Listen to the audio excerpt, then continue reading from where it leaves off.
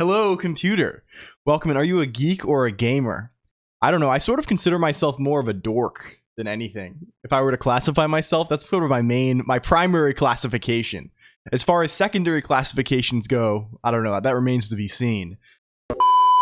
Okay, can we run? If I type make run, I've cleaned things up a little bit. But we now have additional capability. Do you see it? Do you see it? He's in there. We put him in. He's on that now. And he's in the game. He's in the video game. It is real. This is real. This is not an overlay or anything on top of the screen. This is inside of the window, and in fact, inside of the same direct 3D context as the game, right? As well as you can sort of see off screen here a little bit. There's a little bit of a Dear Imgui situation. This sure looks like the Imgui demo window. And unfortunately, you cannot interact with the Imgui demo window in any capacity yet, because I have not hooked up the inputs to it. I have just left him. Do you even know how to make an overlay using Windows APIs? I mean, we could probably, GLFW would probably do this for us. I mean more so in the sense that it's not something that exists inside of OBS, and it's not something that exists inside of, you know, the current transparent window on top of the whole screen, like the shader thing. This is in the game window. This is in the guy. So that would be cheating. Yeah, that's what I'm saying. We're not cheating. Reminds me of the reshade window, perhaps. But we put him in the game. He goes in the game for real, right? Like if I enter the video game, he's going to be on there. Smaller version of you staring inside your head. That's also Imgui. Yeah. So if that's what you mean, this is a common guy. Can we move over here so you can see us? Yeah. Like, see, we're moving around. We're behind Mr. Green. There's alpha blending. You can see it, right? Like we're so this is very, very sick. I am very pleased with this result. We have more to do because now we can actually mod the game. Now we can actually like do things on the video game. Like we can potentially try to read game relevant data and display it. Like once we have Imgui, like, you know, cooking with inputs, like we can just do whatever we want in there. Maybe I'm a little more like, but like we just have fucking numbers in here, right? Like this is crazy, right? Like we just grab these numbers and it basically just works, right? Like we didn't have to fuck around with the numbers all that much. We just like, you can just like pop Ghidra open and get the numbers. It's not even that bad if you have some kind of guidance as to like, you know, what the thing is linked against, right? Like this all came from like what was the actual dependency chain of getting here? We threw the exe at Ghidra, right? Ghidra was like, hey, this is linked to d-input 8 or direct like d3d9.dll, which exports this one function. And then we were like, okay, let's find the header that function lives in and throw this onto throw that header at Ghidra, and then suddenly it tells us like all kinds of offsets and stuff of things. And then like really it was like we did this pretty much from nothing, right? Like I've done things like this ish in the past, but I've always like gotten the addresses from somewhere or like started from some existing kind of thing or like had some guidance. But like this really was not too bad at all. So we can do jump and the little guy jumps. Okay, maybe that's the goal today. I don't know. I'm kind of inclined to like do that. I think today is we hook it up to Twitch chat room. Because as you may know, it's very easy for us to make things talk to each other now, right? Like presumably all we need to do to hook it up to Twitch chat is we need to open a single TCP connection to the message bus, and then we can send messages, assuming we can read some strings. I would like to connect the video game to Twitch chat room, right? I mean, first, like having any sort of response to Twitch chat would be interesting, right? In order to do this, we basically need to talk to my message bus, right? We don't have to go so far as connecting directly to Twitch. This would be very involved, right? But for us, we have this TCP message bus that we can use to send events back and forth. So if we can connect to the message bus, we can then send events to the game from, you know, anything, from Emacs, from Twitch, from anything, and have the game respond. And then third, I would like to read some information from the video game. I would like to examine the game and parse out some kind of, something like where we are, what our current money count is. Like, we've done a little bit of that before. We can figure some things out such that we can actually have some real gameplay logic interaction. That's our aim today. I think what we're trying to do first is we need to find where this guy is. I wish Ghidra I could make it save my layout. That would be very, very good. This would be very, very good indeed. We have to find the place where create device is called. I mean, that's just going to be places where this is initialized, right? Oh, it does save my layout. It just pops this up, huh? At least figure out how to wait for the opportune moment. We would need to crack. Yeah, of course. But this is how these things are done in general, right? Like, I mean, how else could it be? The computer only knows one way. The computer only knows one way of it. This is never. Are you claiming that this is never written? That doesn't seem right to me. That doesn't seem right to me at all. I don't know about that. We find where are our globals? Where are our globals? Can we see our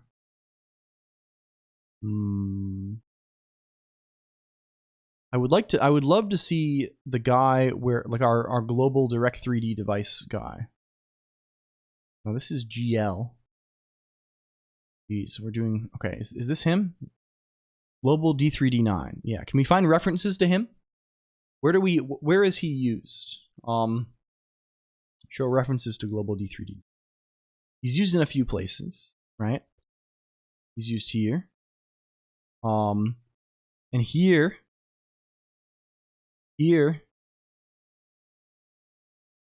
I want to find the place where his V table is used. That's my main feeling right now. Where is his V table? Oh, here it is, right?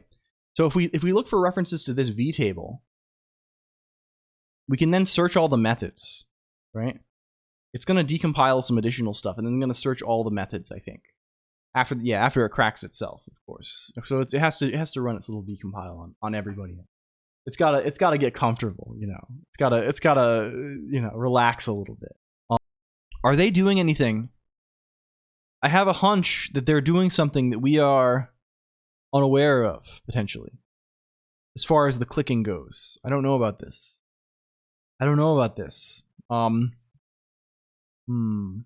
Ah, yes, there is a little something. See the WND proc below. What's that? What's that all about? Win32 message handler. Oh dear. Oh dear. Yes, they're calling Imgui Impel Win32 Wind proc handler. Claim high. Yeah, I need to link Emacs to Twitch chat to claim a drop. Yeah, you get. So what is this wind proc thing all about? Is there just like a global symbol in every, like, how does that, is that referenced anywhere?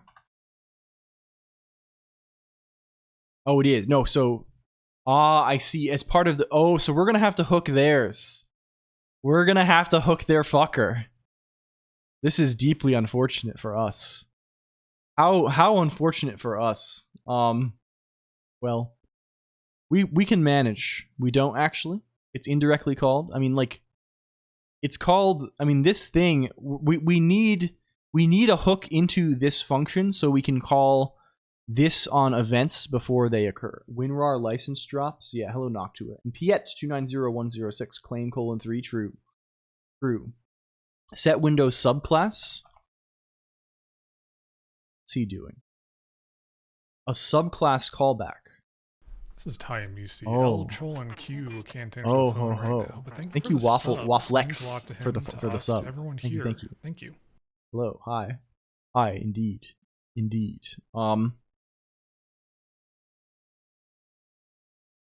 I like this emote a lot. Every time I see this emote, it makes me think of my friend.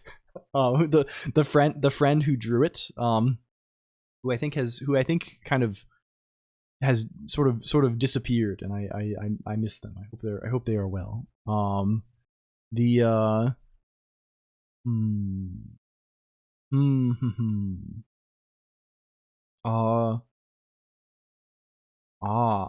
Does this let us just like add an additional callback? I think you know who drew that from. Yeah, I mean it was a person who was a good friend around here who was always very kind to me, and I think they got embroiled into they flew a little too close to the sun. They got embroiled in a little too much controversy. They were kind of baiting this sort of thing a little too much, I think, maybe. And this is unfortunate, but this is how these things go. I do miss them. Nice BPM BTW, thank you. Where is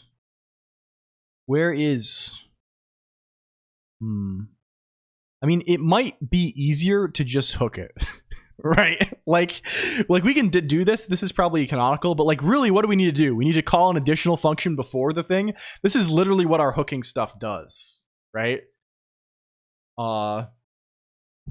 So you got boss power. Like, yeah. I don't like assuming let's see if we can find the address of him and then hook him if we got him. We'll hook him if we got him, and then if it doesn't work, if there is, fuckery, if there's calling convention weirdness, or like we can't fit the thing there. I'm now an owner of a logical G600. I see. Well, congratulations. Hello Freefall. I hope you like it. It's a good guy. It's a good guy. How are you doing, Freefall? Welcome. Can we see what's the function that gets him? Where has he gotten? It's in create window. What's the thing that creates the Hund, right? It's literally the thing that like we already know about. Where's code browser? It's him. It's him here. He's writing param 1. He's setting global window to that. Well, what's calling him? Can we rename him? Subclassing and automatic message translation. I see. Rename him guy that sets window global. In a separate panel? I'm unsure what you mean by this. It is in the same directory like present call as all the rest. Hello Miyu Lily, also welcome in. Thank you. Hello. Welcome. I hope you're well, Miyu Lily. It's great to have you. Does it go? Does it begin? I think it does go. We got on street. Yeah, you can make these if you want to draw an ad. I think they're 175. The resolution is 555 by 175, but it will also scale whatever to work. But that's like the ideal res. We have them, and ad block disables them. That's the function of ad block. But also does other things, right? Can we find guys who call this? What are you laughing at over there? What are you laughing at over there? Okay, this guy is called on param 1 here. This guy is also called here. This guy is like doing a bunch of some sort of property thing. Let me rename him. Guy who calls guy who sets window global. We're writing some good descriptive function names. What are you working on? We're trying to add our own code to la-mulana. We're trying currently Piet 290106. We have this executable for an old video game. We're trying to inject code to it that displays Ingui on top of it. So we can like visualize things we read from the game's memory inside of the game. That is our purpose. Find references to you. You should be called once probably. You are called here, and we pass in. Okay, there it is. Create window exw. He's right there. I should have just searched for this function because it is just like in the DLL, so like we know what it is. But we got there. This guy creates the window. We're passing in this wstack underscore 190. This local, this wstack 190 fellow. That sure looks like the right thing, and wow, wouldn't you know, we have this LP function wnd proc, which sure looks like the thing we're looking for. Can we rename him? Rename function to WND proc. We go to him. Here he is. Wow, it's WND proc, and now we can just get his address and hook him. And then once he is hooked, it's just a matter of adding the thing to the start to pass the input through and return if it is handled. Can we copy address? Very good. Let's go back to inject.c. Let's just add another one of these hooks. What's the way we're doing this? We're saying void pointer proc adder equals void pointer u. We'll say that we need a trampoline as well because we need to call the original, right? We need to know what is the type of him. We know the type of WND proc. Well, we can take it out of here. L results win API. I don't know what this win API guy does. That's a little scary. But what he means. Maybe he means nothing. Maybe he means something. I'm going to just copy this verbatim. We'll be going for a verbatim copy sort of style. And we'll say init trampoline equals null. Right? And then what else? What else? The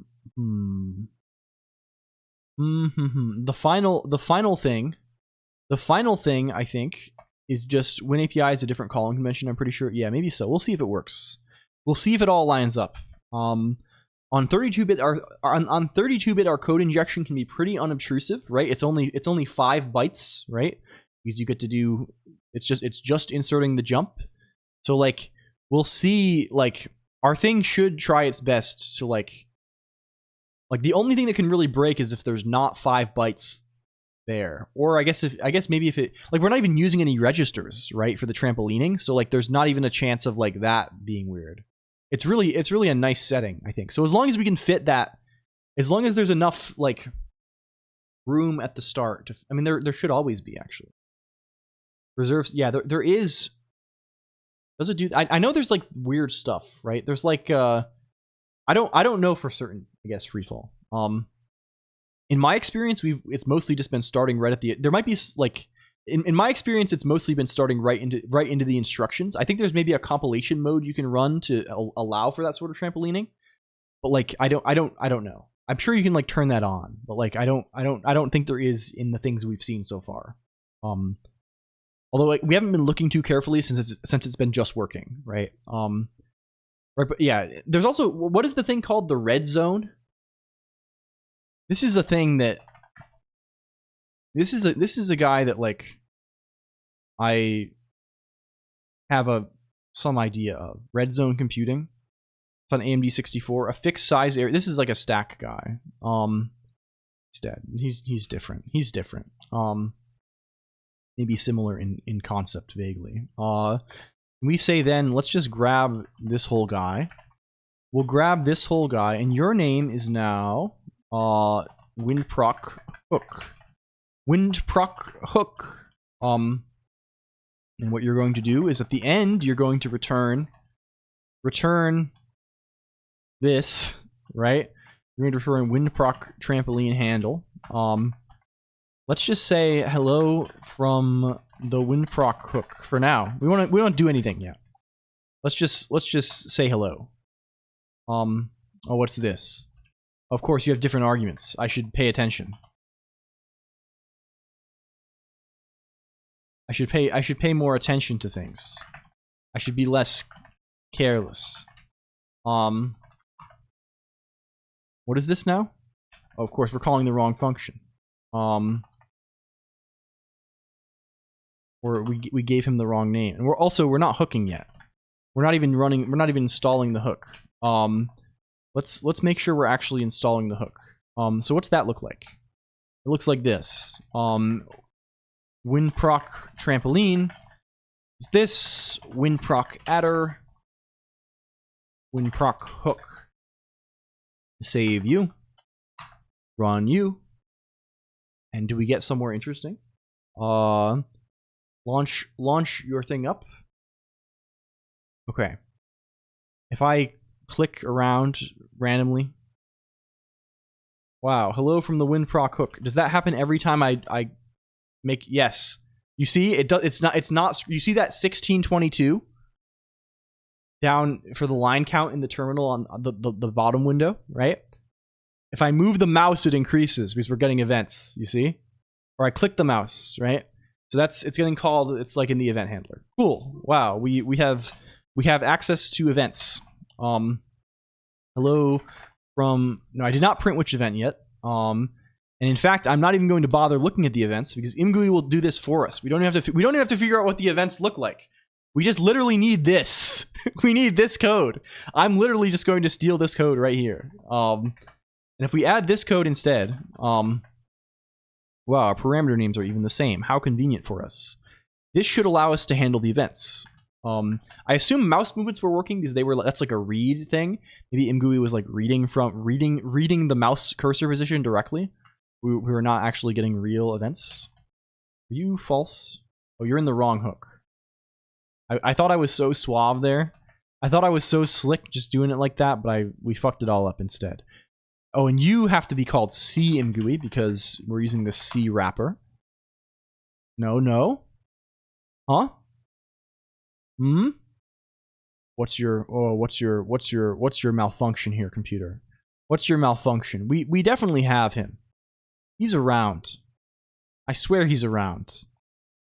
Let's look at that header. Let's see what he has to him. What's in him? Backends, win32.h.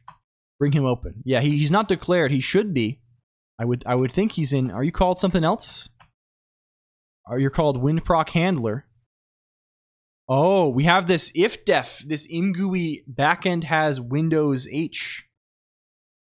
I see. First blood. Hello, Cloudheart TV. Welcome in. Thank you for the follow. I'm fond of this name. I often consider myself as having a certain kind of heart as well. Although my heart is something like porphyry.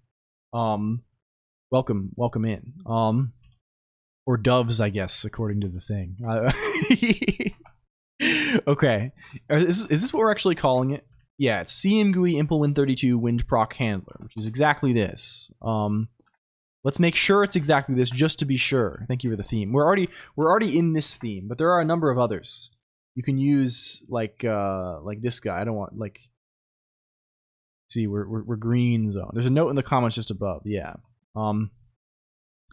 Intentionally comment out in an if zero block to avoid dragging dependencies. Is this just only backend has Windows H? Ah, it is. It is. So we need to define it. Sure. We're already pulling in Windows.h, right? So this is define imgui backend has Windows H.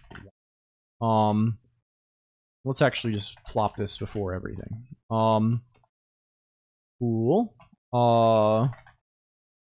If we do this, then make run. You work. You build.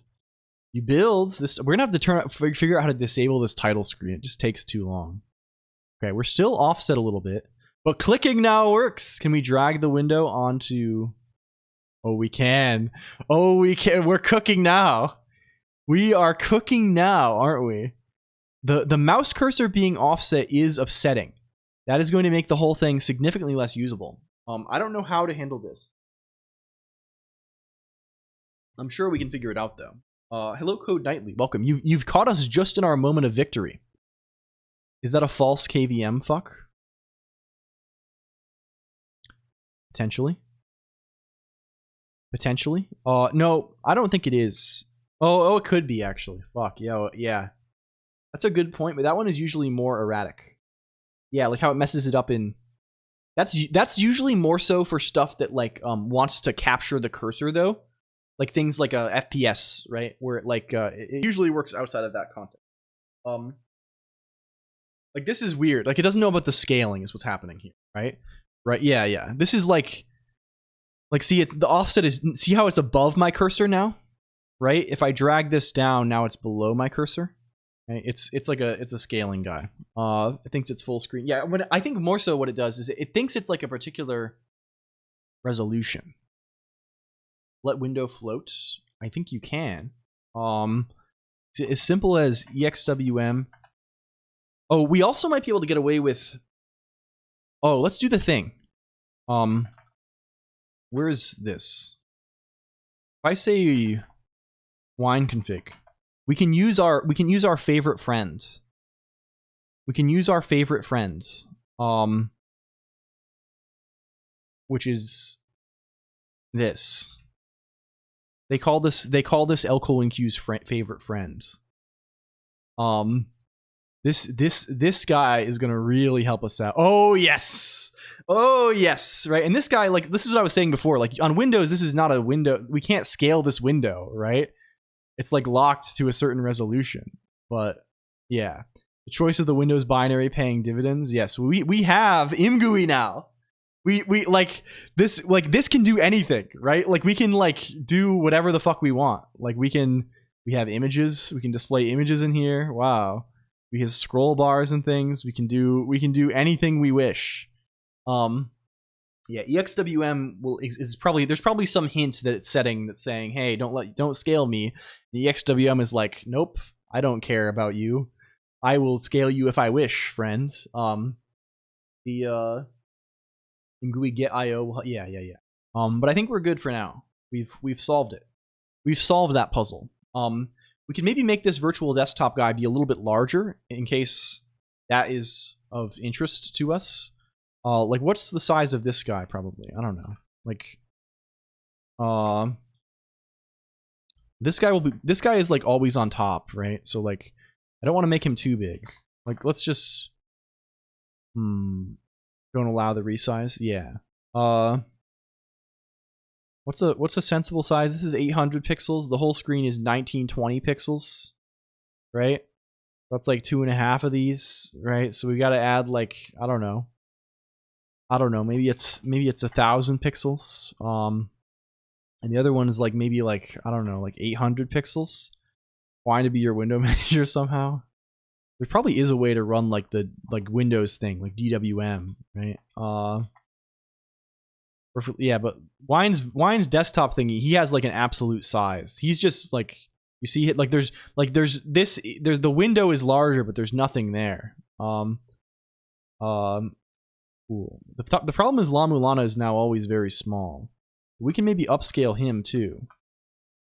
Mr. Green is in the way though. Can we get Mr. Green?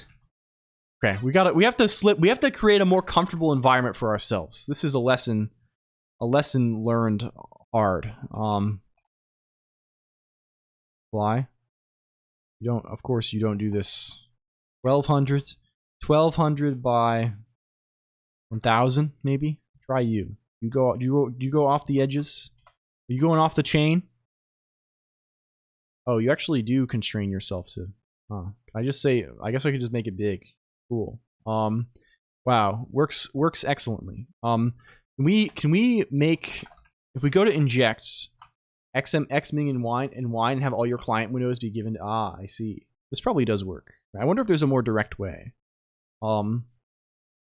Where's Mr. Green being here? Let's not draw Mr. Green. No Mr. Green visibility any longer. They were selling Plowman's cheese in the store. Did you get any? Is it good? There's a native mode for xming. Okay, do we have, if we do this, we should be able to make the window a little bit larger. The imgui guy is still over here. He's hanging out. Hi. Hello. If we go option, screen, screen, we can do dot by dots and keep aspect ratio in full. I see.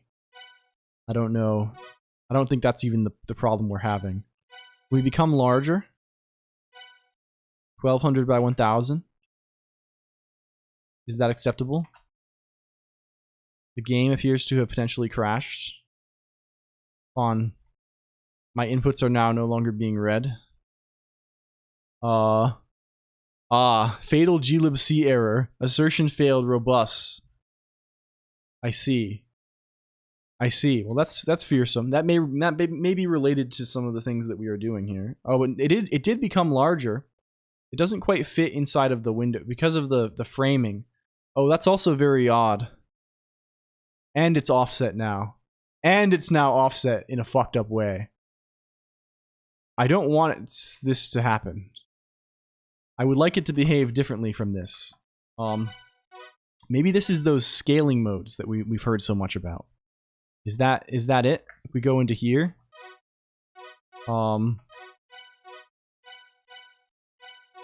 What if I just say full screen? That's going to crash the game also, I think. Maybe. Will you now launch in full screen?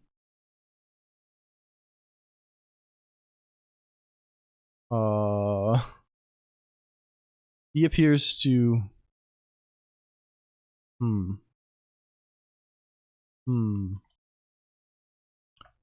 That's just like attached to the existing thing somehow? Maybe? Oh, the witch... Oh, you mentioned this before. I have not looked at this, I think, Foss Unleashed. This is... I've not even heard of this. Some of the F keys does stuff? Yeah, probably. Do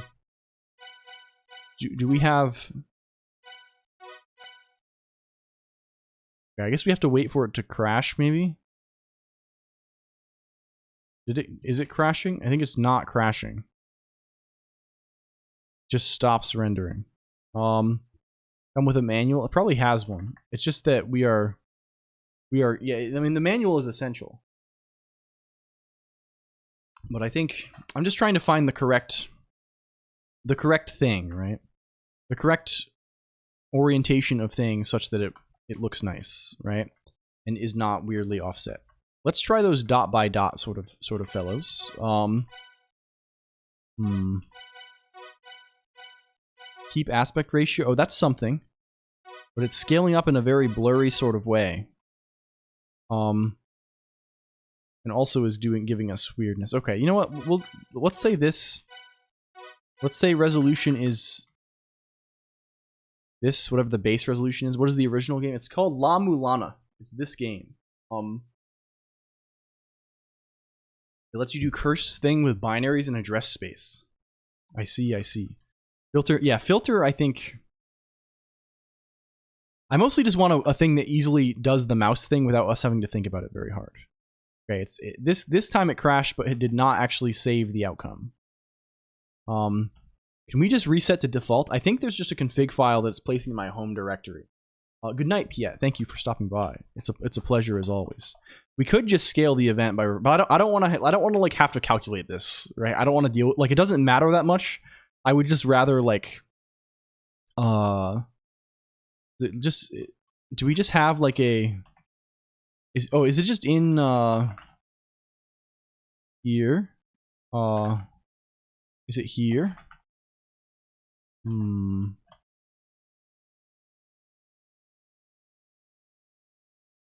we just banish this?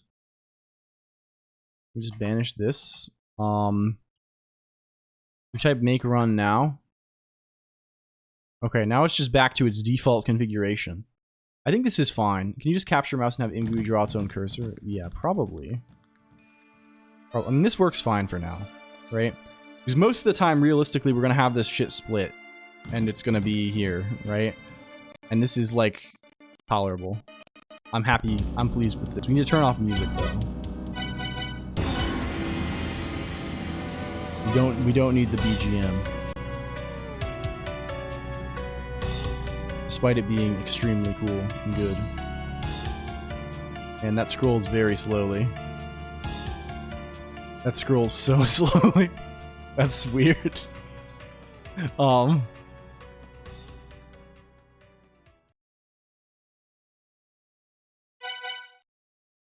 Cool. Exit. Make sure you are saved. And if we make run again, we have no music, right? Yeah. Cool. Quad killed by slow scroll. Yeah, extreme real. Sorry, I was hearing ping noises and I was like, I have to, but it's nothing.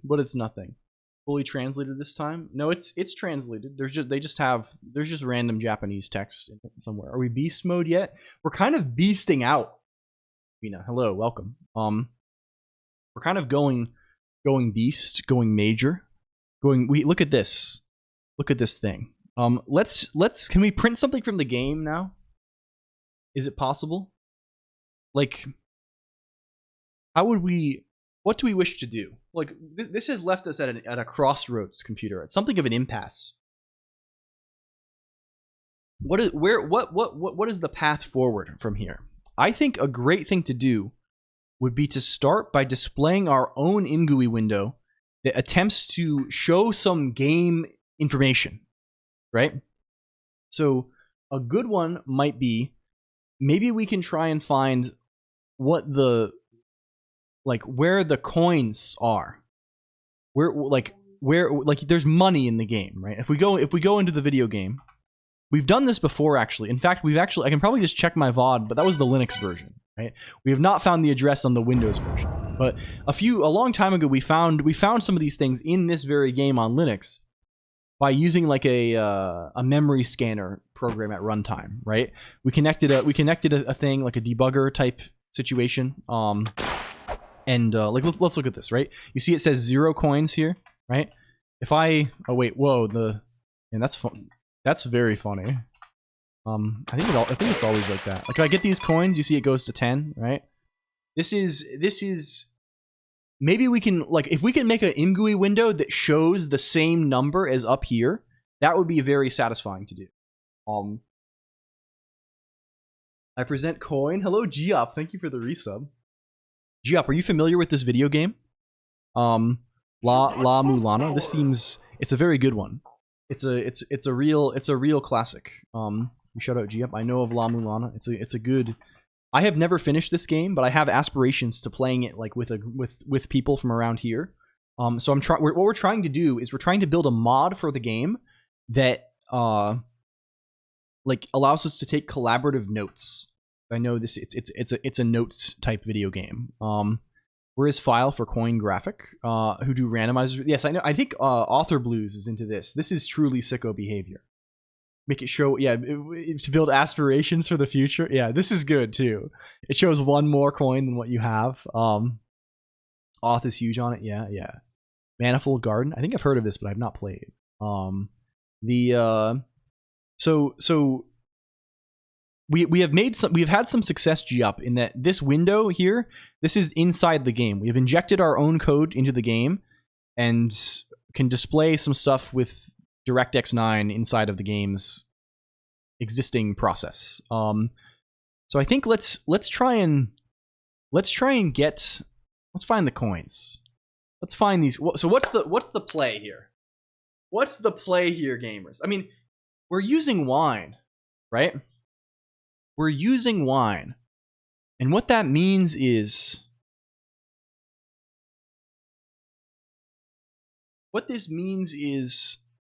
we can probably just use the same tool we used before, right? The memory scanner guy. And I have to confess, I've forgotten what this guy is called like 3 times now. He has a very generic name, so we're gonna have to find it again. Which you get to the low percent achievement, in which you get to the end without doing any of the bosses. I see. The thing we're going to look for is basically Cheat Engine, but Cheat Engine, it's not this, right? This is a Windows guy, but there's a Linux guy that does this. But since we're running under Wine, and Wine is not an emulator, it should still work, right? Like, we can still just hopefully point this at the process and scan its memory and see what's going on. So, what is this guy called? Linux Memory Scanner Game? Oh, is it literally ScanMem? Yeah, it is. Hello, Ledingen. Welcome. It's just called ScanMem. Very epic. So do I have this installed? ScanMem? No, we don't. Can we get it though? Can we get the guy? To be fair, it's used to build a tool, like a trainer tool called Game Conqueror. How much have you progressed? Well, since today, Ledingen, we now have working Imgui that we can manipulate with the mouse. which is extremely cool. We can pass through events. I think text input. We should probably test that, right? Do we have like where is there an input text input here? Multi-line. Like this guy here. If I type, yes. So if I press X, it's passing it through the game also, which is kind of funny, right? I should probably be. I thought I was returning early to prevent this. Like you see, I'm pressing X and then I designed the main character basically. I made the cube. You're the guy who modeled the game's cube and button-based testing cube. There's a main character. Okay, so wait, does Raymarch have their fingers in this particular pie? Oh, they designed the cube. This is very sick. Hell yeah. Hell yeah. This is neat. This is neat stuff. Okay, it's really not. Well, no, you can't downplay yourself. I have not designed any cubes for video games. Yeah, I wonder why that's passing through like this. Maybe they're getting their user inputs in a different way for the actual.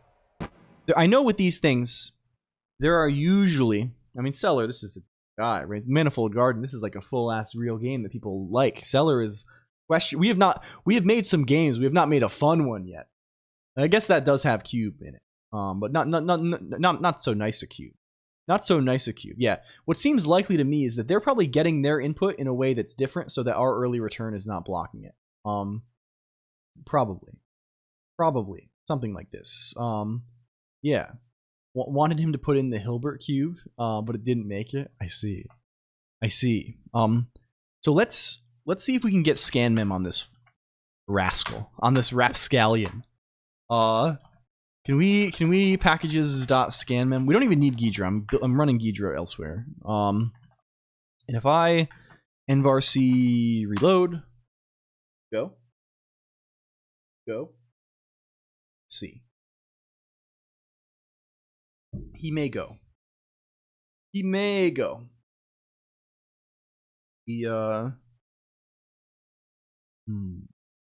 Also, if I didn't say it enough, you should really check out GUP. GUP, we shouted them out a minute ago, but GUP is very, very cool. And like does a lot of like does retro gaming and also like house reviews, like does like Zillow streams where they like look at how it's a cool format. There's like a interactive bingo game. It's very good. You have to and GUP in general is just a very, very cool person. Right? We hung out a bunch at MagFest. And this was a highlight for sure. We had a good time, I think.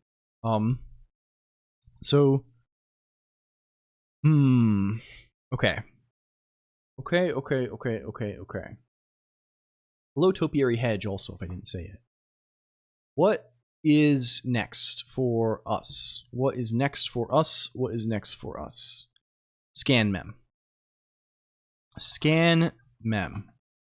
Here's where he goes. Okay, so this guy's not even that hard. If we comment run ScanMem to get, let's go to a little more comfortable setting.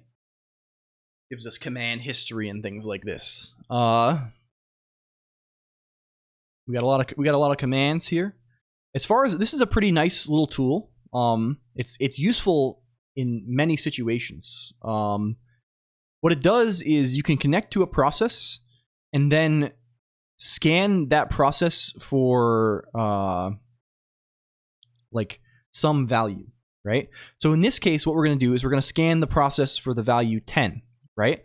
And it will try and find all memory locations that have a 10. And of course, it tries like, it probably looks for things that are like, I think there's probably a way to specify I'm looking for a 32-bit 10, right? So like a 10 with, however many leading zeros, right? But like, you can scan for a particular value and then do something in the process and then say scan again. And scanning again will not just like restart from scratch, but it'll narrow down your set of existing results, right? We don't know yet. So we'll search for any. But it's probably either a byte or a 32-bit. It's probably actually 32-bit integer. That seems believable to me. So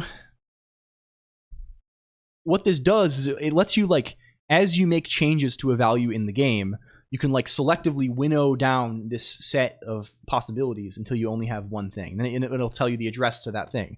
And there's also some convenient things to like monitor, how do you say?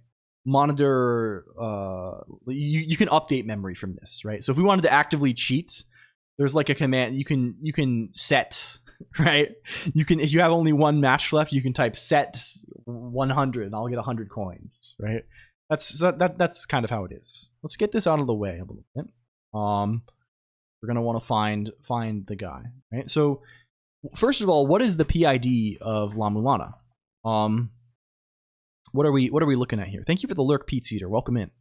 Thank you everyone. Thank you to all lurkers of the world. This is highly appreciated. This is how we keep it going. To some degree. Okay, yes. And this just, like, remember we looked at this some streams ago also, right? We looked at like inspecting the maps and mem thing in proc, right? Like in Linux, there's just this virtual file system called proc exposed for every process where you can just like read their memory, right? So you can do this too. You could have built scan mem. Okay? So how do we actually scan? I've learned this, like, how do we actually check him? I think it's just not changed or equal to some number, right? Do we just say that? Like, do we just say like equal 10? If I say equal 10,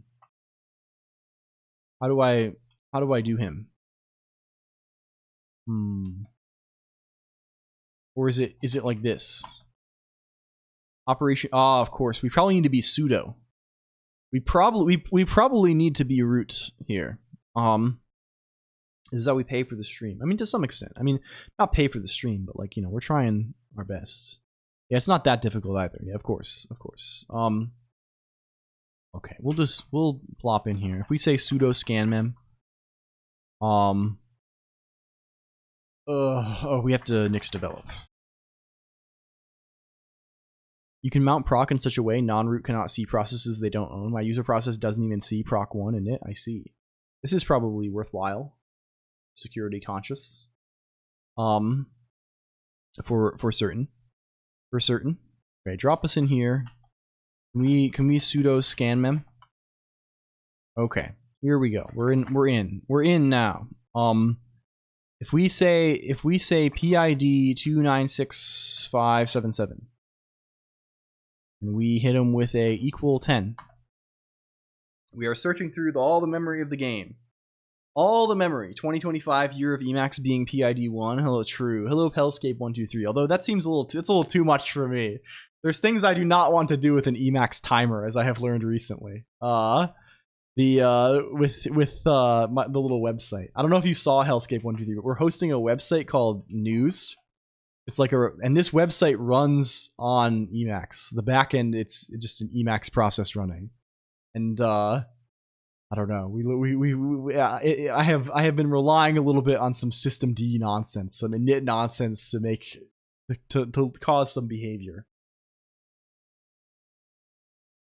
Not an Emacs I use for editing. Yeah, you want multiple Emacs's after a certain point, and that kind of reduces some of the benefit, right?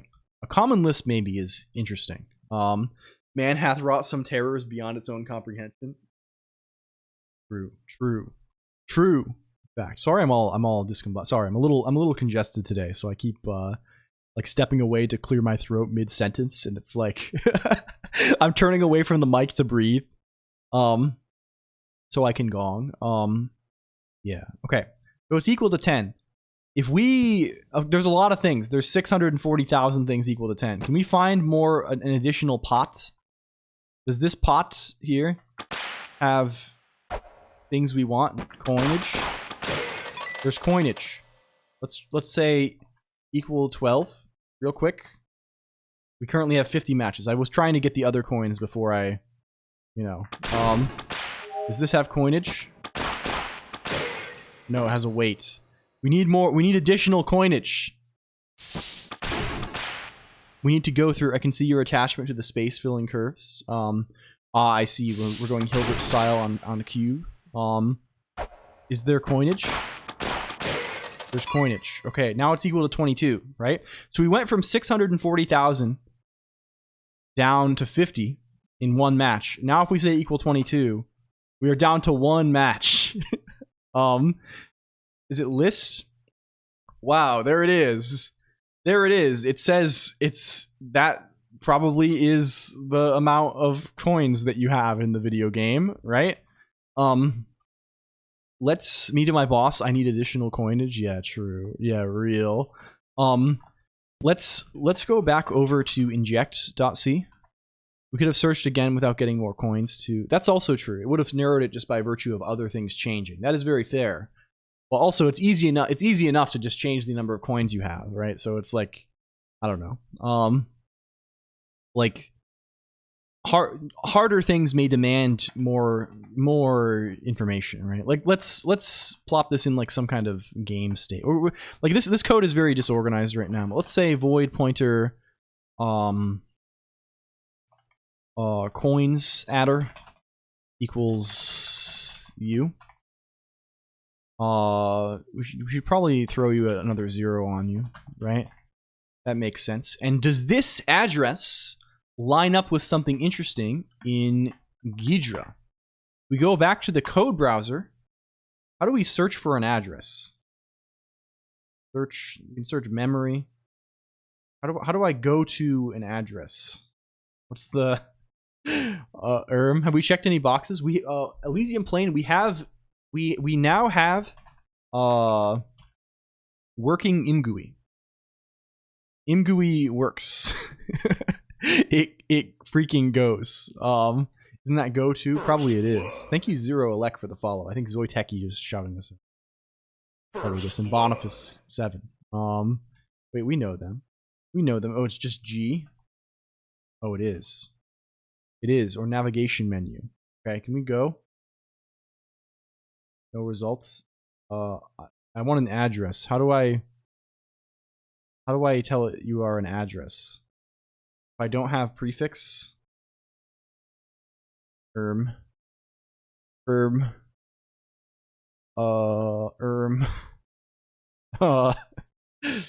mean, we could scroll to it. F1. Oh yes, it could be dynamically allocated. Very true. We don't know where the heap is. That seems very likely to me, actually. The address is pretty. That address is quite high, right? This is sort of a high guy. It could be on the stack too, actually. Probably not. Given how this thing is. F1 opens help. Yeah, but I think yeah. It's not there. He's probably a heap friend. Thank you. But regardless, it doesn't matter. Right? We don't need to. This happens to be things in the binary, right? What we would need. Well, okay. If he's on the heap, it's annoying, right? And it's annoying because he can change. I don't think he can change. We've done this before. I don't know if he's on the heap or not. So this is a little interesting. Let's try again. Let's look for the address. Let's close the game. Let's restart, and let's look again. I mean, maybe if he's on the heap, he might still be in the same address. Actually, as long as it's consistent, that's all that matters, I guess. Right? Is it like even on the heap, right? Like it's all virtual memory, right? It's not like it's like it. If it's the same order of allocations, he's probably the same address, barring any like randomization stuff, I assume. Maybe this is wrong. I feel like how this was your childhood dream of getting rich without doing all the work, so now you have Ghidra do it for you in C++. Yeah. I don't know. I mean, like, this is still like, probably nobody is doing this kind of stuff without a tool like Ghidra or like Ida or Binary Ninja or whatever, right? It's just too laborious. It's just like, it's kind of like the first thing you would do is build a tool like that, right? Like it's not like there's no in the game. Oh yeah, that's what you mean. Not playing the game, like just cheating in coins or whatever. Okay. Can we get, where's our terminal? Bring up the terminal. Quit, please. Do scan mem again. Egrep la-mulana. Sure. PID. Yuck. Okay, cool. I'm not gonna bother scanning for 0 because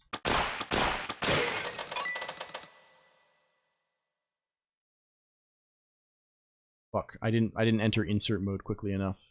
I didn't enter insert mode quickly enough. Okay, we entered the thing to talk to Elder Zelpud. My N64 Game Shark can perform this function. Yes. Can we get more money? Is money a possibility?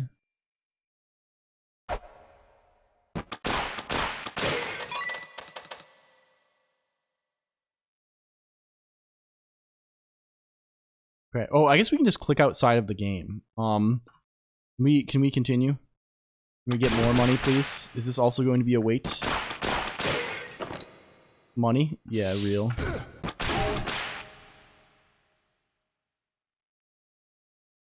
I think they always maybe contain the same. This may always have money.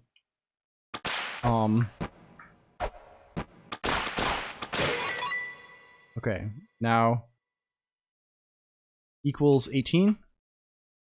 List. Okay. Is this the same guy as before? He is. He is the same guy. We'd have to find where this guy lives. I don't have enough insight into like what this address. I guess we could probably look at the maps. We can probably look at the thing, the map maybe in proc, and see maybe there's like. I mean, as long as it's consistent, it doesn't matter. It's fine, right? We don't have to think about it further. As long as it's the same every execution, we're okay. And it sure looks like it. Maybe it is 2 points is a line, right? Yeah, I believe that. I believe in that. I think so. Let's try and read this thing and display him in Imgui. Before I do that, I'm gonna like stand up and stretch and grab more water. Say hello. She was complaining earlier to say hello. Okay, please. I'll be right back. I'll see you.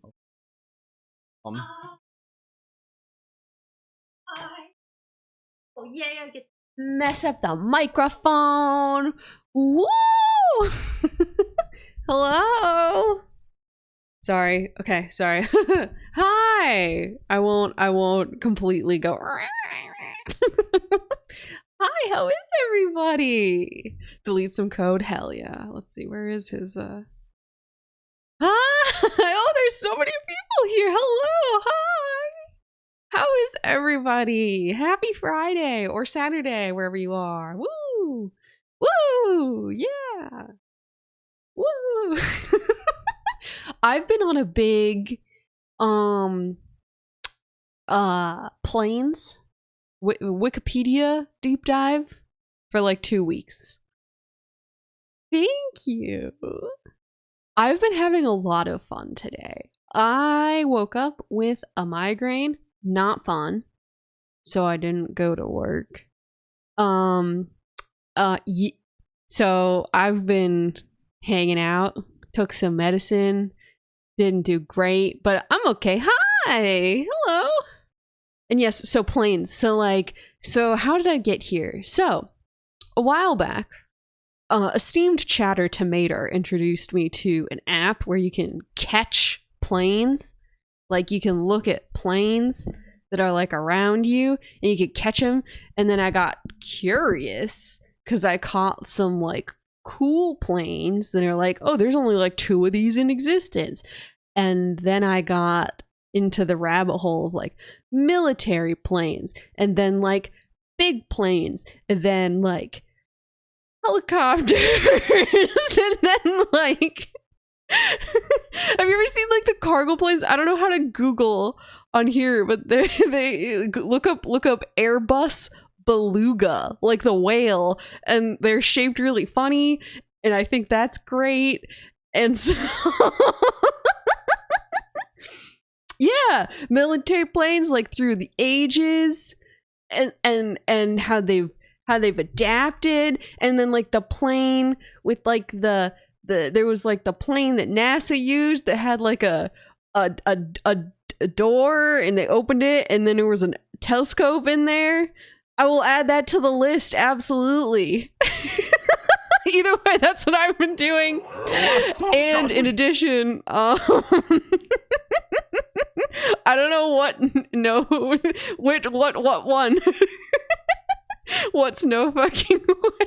How much of a dork I am? Because like I know that's not what you're saying.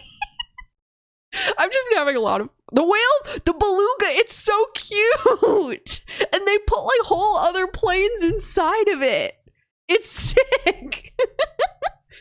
Oh, that's cool. Yeah.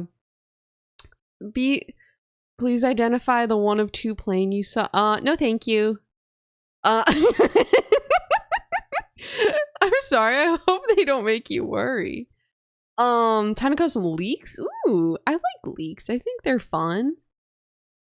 In addition to planes, there was a new Final Fantasy 14 patch on Tuesday. That's like a world collab crafting thing. I'm a big fan of the crafting. Oh, it is a grind. It's so sick. It's so good. I'm on a server that's like in like the fastest completing all of it's like the sort of thing where everyone does little stuff, and then you fill up a bar, like a progress bar, and then when it gets high enough, we like change what the base on the moon looks like. I'm talking weirdly because I'm embarrassed to be talking about how excited I am about this. And now I'm thinking about how my voice sounds. Now I can't talk normally. Okay. Just don't think about it. Does anyone else do this where you're like, oh, I'm talking weirdly. Oh, my voice sounds weird. Oh, ooh. Yeah. But, and then, oh, thank you for the follow, Shoko Rub. I'm not the usual streamer, but hi, I'm wife of the usual streamer. My name is LCOLONQ. Normal streamer is Clonk. Time for minimal breathing. Yeah, that's exactly what it feels like. Yeah. Thank you. I appreciate that. Okay, deep breath. Okay, so then you get a specially timed like thing that everybody has to do, and you just get to click one button and run back and forth for like up to 40 minutes, and it was sick. It was like 2 a.m. I was completing this last night, and I was like, this is insane. Are you? Oh, hi! Thank you for the follow, Gabe Itchins 102. Gabe Itchins 102 and Shoko Rub. Yeah, normal streamer back. Hi. Hello. Hi. It's normally me. I'm wife of him. It's normally a dour man. Thank you, Foz Unleashed. I was trying to talk about the moon stuff, and I was talking weirdly because I was embarrassed about it, and then I realized that I was talking weirdly, and then I could hear my voice, and I was like, wife took over. Yes, I did. I took over. But Clonk returns. It's okay. It's alright. It's at least not as bad as it was before. We woke up this morning at the house. Yeah, both of us were like, ugh. You have like a migraine or something. Yeah. Are you removing me? Okay, bye. I'll be back later. Enjoy the moon. Wife of Clonk code something. Alas, it's only me. Alas, it's only me. Hello, Constantius. Hello, welcome. Whale plane and Coops.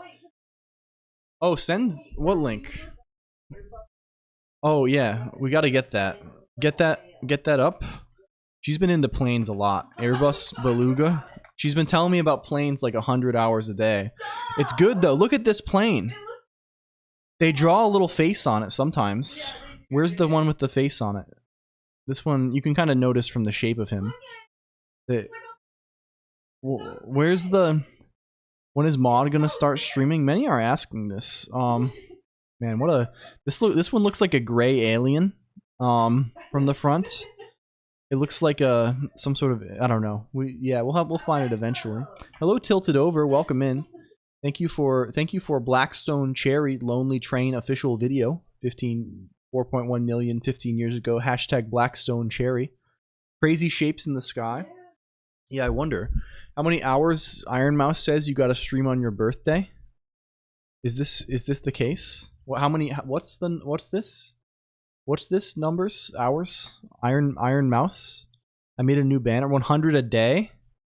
Oh man. Oh, I probably said that flippantly and I forgot that I said it 4 seconds. I see. You're catching me on my little remarks there. That's good. It is good. It probably is true. I don't know. I think this year on my birthday we're traveling like 1 day after. Are we? I don't know. Like when is Offkai? Offkai is June 20th to 22nd. My birthday is the 17th, so we're gonna be traveling then. Which will be epic, slightly epic. Hello, Spherophoria. Welcome in. Thank you for the raid, friend. Thank you for the raid. It's good to see you. You gotta know Spherophoria. If you haven't known Spherophoria, you better know already Spherophoria. Spherophoria is doing insane shit. Spherophoria, I think, has been trying to design a custom controller recently, including like writing USB drivers, which is very sick in a world that I have not explored yet, but wish to now. Welcome in. We are attempting to perform video game crime. Trying is doing a lot of lifting. I mean, this is fair. I mean, it's anything counts, right? Everything counts at the end of the day, right? Like, I'm certainly not reading the docs, right? So, what we have done in the past couple of streams, you might recall, we are hacking a little bit. We're putting on our fingerless gloves and our sunglasses indoors. So what we've done here, you might recall if you were around a few streams back, we built, and if you weren't, I'll refresh you. We built this thing for doing binary hooking. And what it is it allows us to given two addresses to functions, right, that have the same signature and calling convention, we can replace the first function with the second function. So basically just put a jump to the second function at the start of the code of the first function. And also build this thing called a trampoline. And that trampoline is the functions that the instructions that we overwrote with the jump from the first function, and then a jump to after that, right? So what this allows is it allows us to replace one function with another function, and also have the second function still call the original first function, right? So the practical purpose of this is like hooking, right? So if given two functions, we can kind of like call one function every time the other function is called with its arguments, right? And then like kind of there's a lot of things we can do. We can change behavior, we can add behavior, right? It's neat, right? So we built this capability a while back, but we didn't actually use it for anything, right? We also built out some capability to like actually get our code, like in order to actually have these addresses at all, we actually have to be in the process that we're like trying to modify, right? So you can do this. There's this, well, the way we're doing this is pretending to be another DLL, right? So there's this thing called dinput8.dll that a lot of Windows games use for their user input. So we can just like pretend to be that DLL, make the same function available, but also like, yeah, classic DLL. This is what Elden Ring does. The only reason I thought of this one was I was like, I know when I'm modding Elden Ring, they're always telling me to add this dinput8.dll file. What the fuck is that? What are they doing with that? So this is what they're doing with that, right? So we can have our own like DLL main, because Windows is nice and like runs a function whenever you load one of these guys, right? And in that we can like do stuff, right? So we built this all like a while back, but we didn't actually do anything like non-trivial with it yet. What we've done now is we found a bunch of addresses with Ghidra here's Ghidra. Hi, it's this ugly ass Java guide that the NSA made for doing reverse engineering. But it has like a nice decompiler and stuff. We use Ghidra to find a lot of addresses in this old game that I like called La-Mulana. La-mulana is like it's like a Metroidvania kind of, I don't know, it's like a puzzle game, right? Because I have vague aspirations of like building a mod for this that lets us like take collaborative notes. It's like a really hard puzzle game, right? And I would love to be able to like play with a group of like 5 or 10 people from the stream, like offline, but like have us be able to like leave notes that we can see like in each room of the game. So that's like maybe the motivating factor here. So we found a bunch of addresses in this, and we have now managed to, can we actually draw our little guy too? We have now managed to successfully we have managed, is it in Wine Desktop? Yeah. We have managed to inject our own code into the game. So if we run this, let's get him up here. Let's get him up here. Hello, I am Digia. Thank you for the follow. Waiting. You'll notice a few things that are different. For one, we have imgui, right? And also Wine Desktop is a window. Yeah, Wine Desktop makes some of the mouse handling stuff work out a little more nicely because EXWM will rescale this window and it fucks up the like where it thinks the mouse is. And I don't want to like, I could like manually account for it, but I don't want to deal with it. So like Wine Desktop is our savior for like having sensible Windows behavior for our guy. This is all we're running Linux, but this is all the game has a Linux port, but it just seemed nicer, I don't know, to mod the Windows version of the game. So the way we're doing all of this is we're cross-compiling from our 64-bit Linux to 32-bit Windows with MinGW, and then running everything with Wine. So it's all on Linux, but like we're kind of doing this like Windows is kind of like our like compilation target that we are running everything on. But yeah, we can rent like this image here, this Mr. Green. This is in the game window, and we're just rendering this ourselves in our hook, right? So we've hooked our own code into the game using this like trampoline thing we mentioned that we built before, and now we can just like build some geometry and load a texture, and draw a texture in the same Direct3D like context. Translation layer and translation layer and translation layer. That performance boost, yeah, real. Hello Tixva, also thank you for the follow. MinGW might use a different compiler. Yes, it does. It uses GCC. MinGW is a GCC port basically.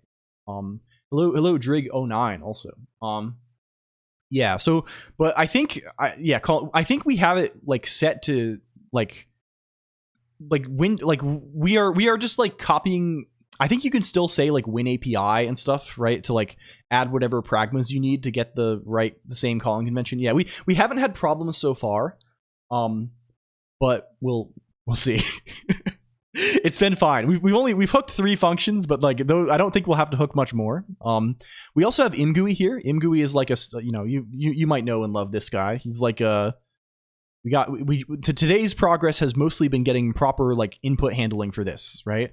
So we can do stuff. What we're trying to do next is we're trying to, you caught us just as we're trying to actually display some state from the game using like using an imgui window, right? So in particular, like if I load into the game, it's gonna be behind Mr. Green here, so you'll have to take my word for it. We got a little intro cutscene.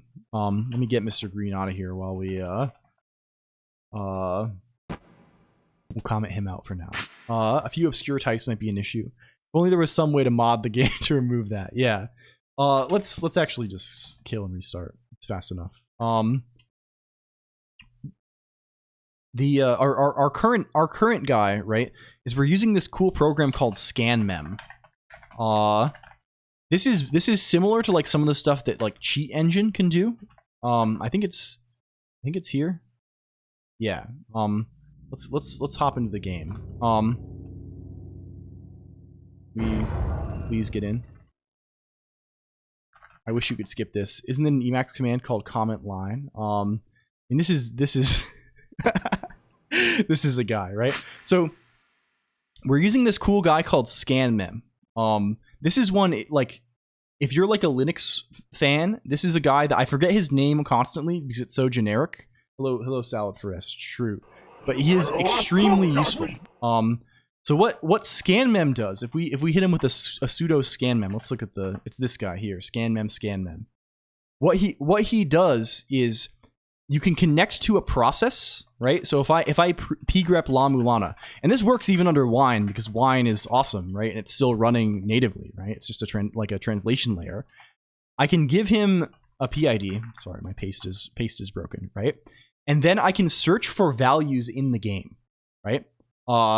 So for example, if I walk around up here a little bit, if I break this pot and I pick up a coin, you see now I have 2 coins at the top, right? If I press equal to, it's gonna search all of the memory of the game, and it's gonna find every spot where there's like an integer equal to 2, right? I don't know exactly how it works in terms of sizes. I assume you can control all of this stuff, but like I assume it checks the normal ones, right? It might even just be per byte, right? But I assume like if you check a bigger value, it'll do the right thing, right? If I pick up an additional coin, right, now I have 10, right? If I type equal 10 now, this will further, it will not search from scratch. It will narrow down these existing matches, right? So I can check that, and now there's only 63, right? And if I get another coin, right? Let's go over here a little bit, right? Let's go up here, and hop over here and get some more. We have 20 now, right? If I say equal 20, now we have 2 matches, right? There's only 2 left, right? And you can see, and you can further narrow down like this. You see, we have a match here. This is a you know, it matches. It's equal to, you can see it's equal to the value at all of these sizes, right? Whereas this one's only a single byte. We already know it's this one. We've checked this before.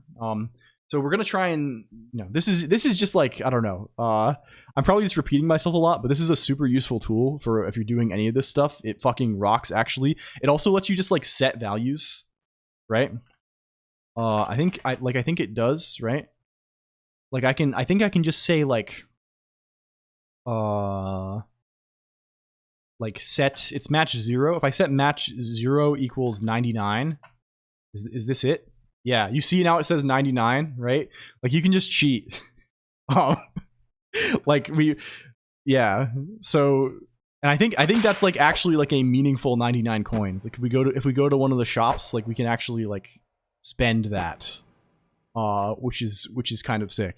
So if you're interested in that kind of stuff, yeah. Like let's skip this. Something analogous to cheap microtransactions on Android games. Like, yeah, it's basically the way Cheat Engine works, right? Like, can we buy this waterproof case? I'll take, like, we bought it, right? Like, this is not a visual change, right? This is a logic, like, we found the location where the actual value of the actual money is stored, right? And we can change it. So it's cool, right? So yeah. Can you add microtransactions that donate to the... That's an idea we've had on the docket for a minute here, Failure. It's like, add modern conveniences to a retro game, but the modern conveniences are like a battle pass and microtransactions, which seems really... Like people are always bitching that there's like not like QOL in old games, right? We add QOL, and all the QOL is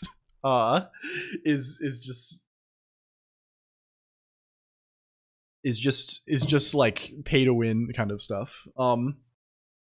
Okay. The la-mulana battle pass. The Joust battle pass. The Ultima 1 battle pass. Time-based currencies. Yeah. But you can pay to skip. Okay. Well, I mean, that's that. ScanMem rocks and is cool. Let's try and make this guy actually display stuff. For that, we need to remember how to actually use Imgu. I think it's not hard, but also like 90% of my recent Imgu usage is from Rust, and I've never used just like these. I mean, we just generated a bunch of C bindings. I don't know how they are shaped. So let's like look at their example again and see if we can do a thing. So let's kill. Let's kill, please. Death. We're just calling show demo window here, but we can probably just like They definitely make their own window in this, right? I'm sure they do. Show a simple window. Oh yeah, you can. You just say Imgui begin. We'll put him in. They have the right idea putting him in his own block. If I say Imgui begin, collecting coins, Imgui end,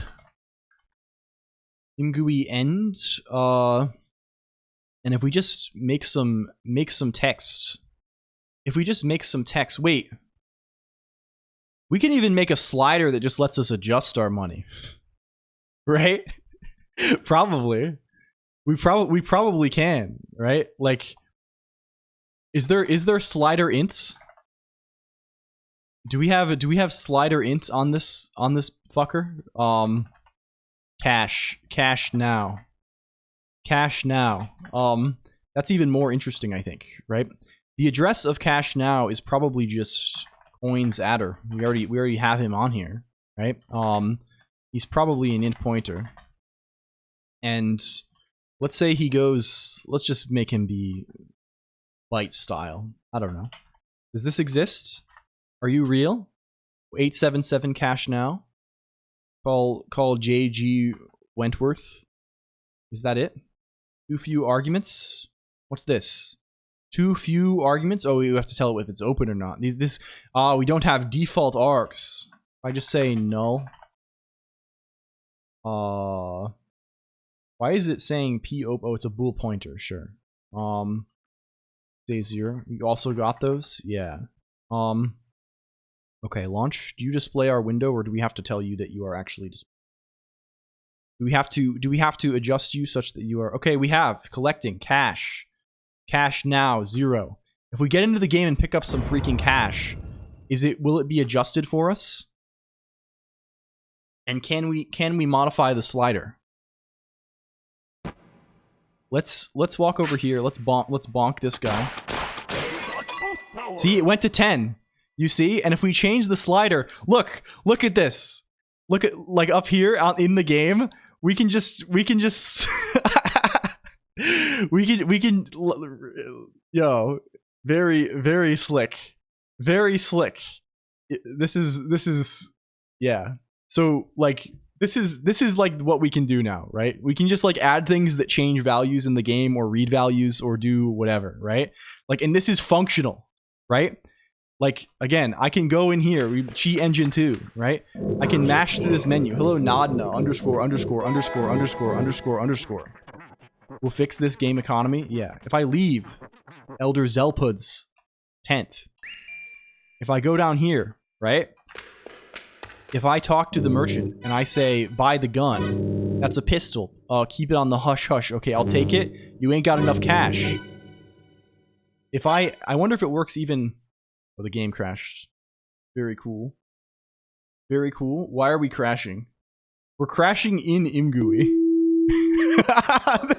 This was sort of anticlimactic. We're crashing in Imgui. Oh, you know what it is? It's because the value went outside of the bounds. Something caused the money. I wonder if it sets the global...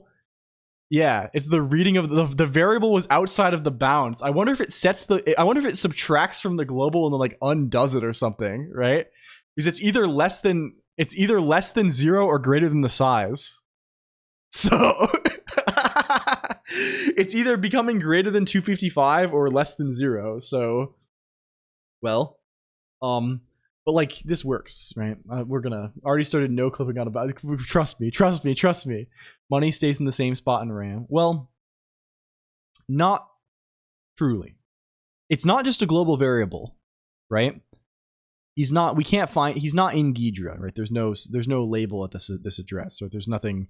There's no hard reads on this address, right?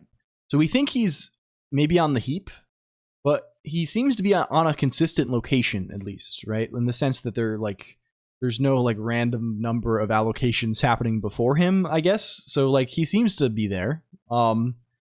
Yeah, we don't know for sure. We're making an educated guess, I guess, or an uneducated guess, as the case may be. Yeah, if you run it on Windows, something else probably happens potentially. Yeah, that seems very likely. So it's probably best for us to get like, yeah, to like, I mean, that's actually an interesting prospect to try on a different, I mean, maybe not, maybe so, maybe no, right? I wonder actually, like, I mean, this would be based on heap placement, right? Like, I mean, I guess I assume wine probably uses a different allocator or something. I don't know. It's the nice thing to do would be to find out what the game is actually doing, like where the game actually allocates these things, and then we can just hook into the game itself and just like read get the address from the game. Doing this is maybe a little more tricky, but probably not too tricky, right? So where would we find this new pretzel burger? New pretzel burger. New pretzel burger. Pretzel burger new novelty. Hello, Mr. Subtleties. Also, welcome in. Good to see you. You can hook your own allocator for determinism, but this seems yeah. I don't want to be hooking Malik here. He's losing it. Maud is just yelling she wants a pretzel. The game itself. Okay, Nick's. Okay. Hello, Dolphin Burb. Also, thank you for the follow. Hello. We're loading. We're loading. And Smurf D0, welcome also. Hi. Also, I should say if you're new, if you like this kind of thing, we have a Discord. It's mostly just like, you know, the streams around here, it's mostly just me being we go on and we try and have fun online, right? So it's usually it's always programming, but like there's not really like a consistent long-term project. It's just like we have fun. So if you also like having fun on the computer, you can join assorted like-minded people in our Discord and or IRC. There are quite a few of them, and they're cool. They're cool. They rock. So I wonder if we can find the place where the coin is. Is the coin so yes, here is the coin. I mean, unfortunately it's all in the same sprite sheet for the menus. But from this, we can maybe use LLM assistance in coding. I don't really intend to, I guess. I'm not really a hater of this. I try not to be a hater of anything. Everything has its place, and you know, whatever, right? But for me, the reason I'm doing this is because I want to have fun. And I like it, and I don't know, the vibes of the LLM stuff are a little off, right? Despite the naming, I think the vibes are a little bit off. And it's just not my interest, right? I'm interested in learning and having fun and getting better at this, right? I don't really have like I need to produce product rapidly or something like this. So it's kind of just it's sort of nothing to me, right? Like it's just kind of it's orthogonal to use some venture capitalist terms. It's orthogonal to my needs and interests. They're keeping that shit perpendicular. Yeah, so I guess this item.png, yeah, since it's recreational, right? Like and even if I was trying to run a company, I don't know if it would be good enough yet. I don't know. My feeling, I'm my uneducated feeling largely. I mean, I haven't tried this stuff myself, but my uneducated impression of the stuff is that they tend to produce a lot of code. I don't know, right? Like they like spitting out a whole lot of code.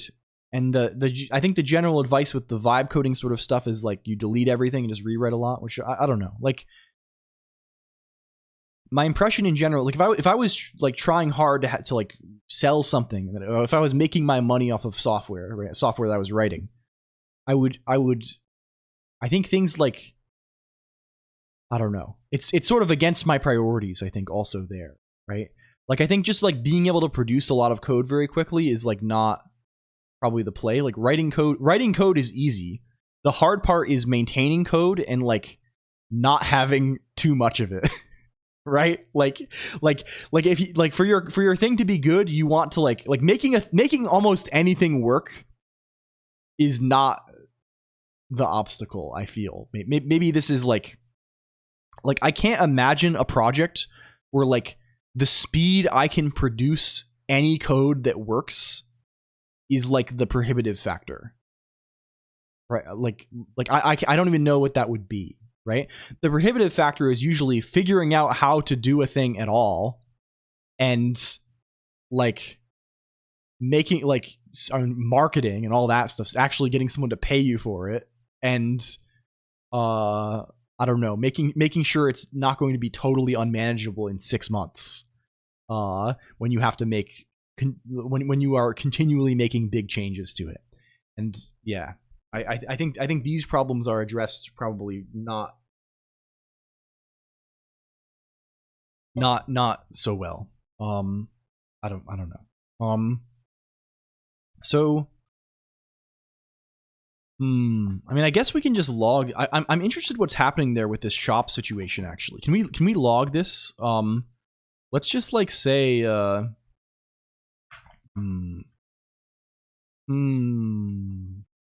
like if int pointer coins adder less than 0.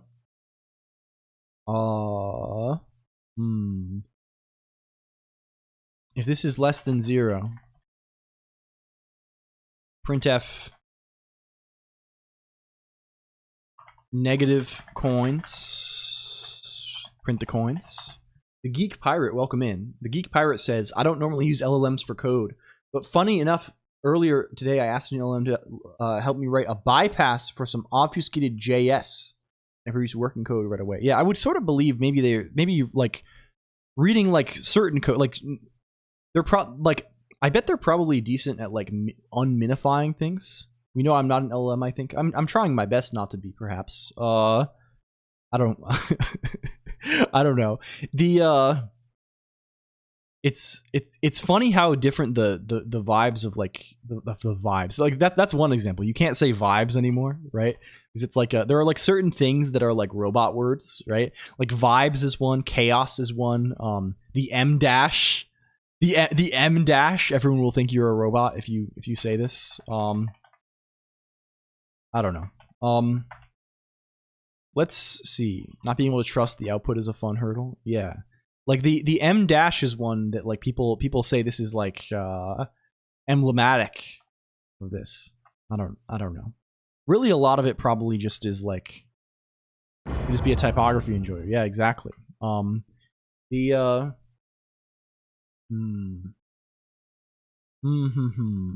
There's probably a lot of people being unpleasantly accused of like cheating in school, right? When in fact they just like they like writing weird, right? We have vibes coding. Yeah, okay, let's skip through this. Mash buttons. Leave. Okay, and it crashed before when I tried to buy the gun and I didn't have enough money. It was a no money gun situation. And it crashed with just us like waiting. I think. Maybe when we click this. Huh. Very strange. But we can buy the gun. We can get the gun. I don't know what the deal was with that. Very bizarre. Very bizarre. Probably why we have vibes coding. Yes. I think this is it, right? Like I don't know.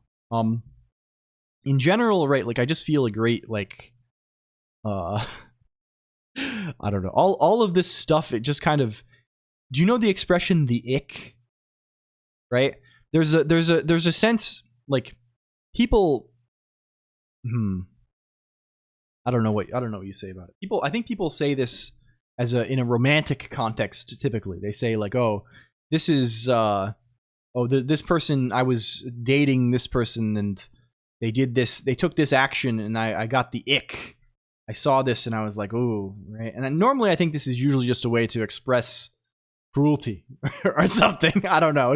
It's mostly just a cruelty phenomenon, but I think the phrase is funny in this sense because like the robot stuff gives me the ick. It gives me like just the aesthetics of the whole thing are off, right? The aesthetics are bad, right? The aesthetics of like it's all bad, right? It's like it's bad in the same way that the aesthetics of cryptocurrency became bad, right? It just feels like a Las Vegas casino. It feels like a billboard. Like it just feels bad, man. Our token prediction engines. I mean, this thing also, like, Big Game Mikey. I would say your aesthetics are bad and you should feel bad. I mean, true, fair enough, right? I mean, these things are ultimately subjective. Hello, Jacques VR, welcome. But like for me, like, I don't know. I have a thing like things that are too polished get me a little, right? Like when I log on and it's full of people using their real names, right? I instantly I'm already on the defensive, right? As when there's someone using, like, I'm like, ooh, okay, what's the angle here? And it's like, I don't know. I'm rambling. What I would say, Big Game Mikey, right, is this is a conclusion you could maybe draw, but these things are not omniscient, right?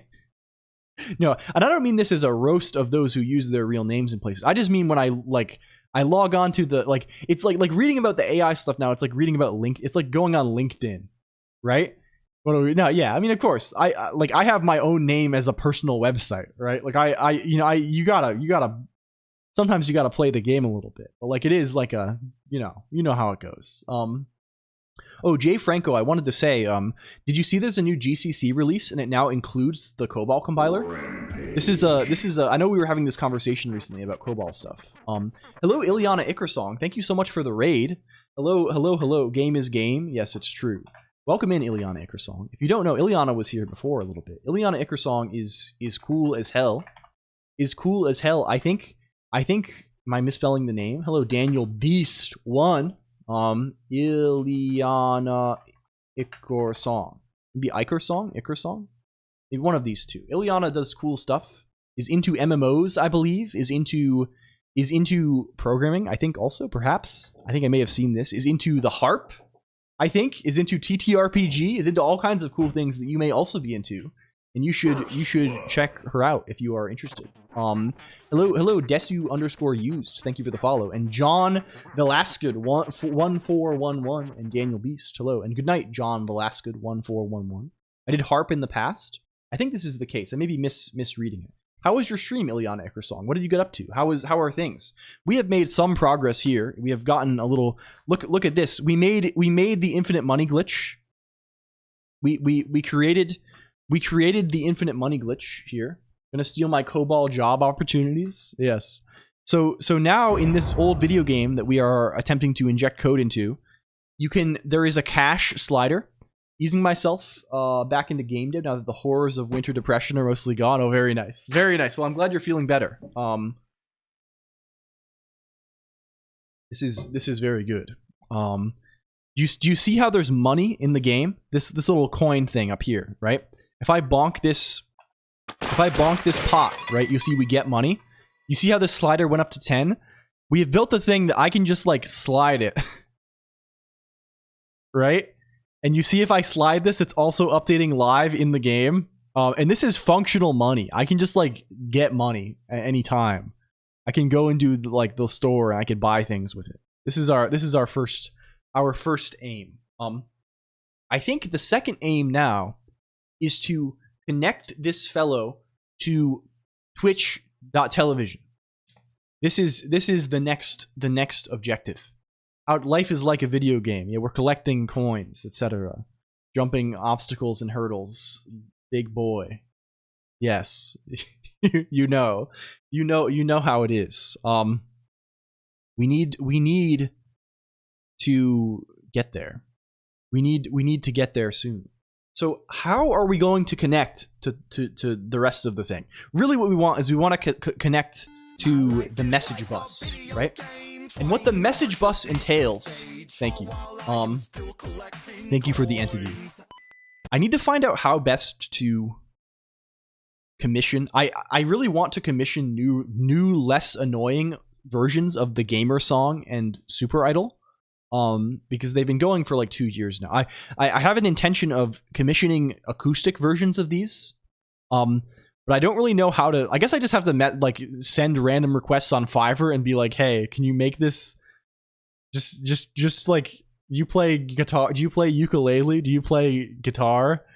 Can you just play this in the same? Can you play this on piano? Just play like I don't have like a score or anything, or like any other information. I don't know the best way to be like, hey, take this audio, and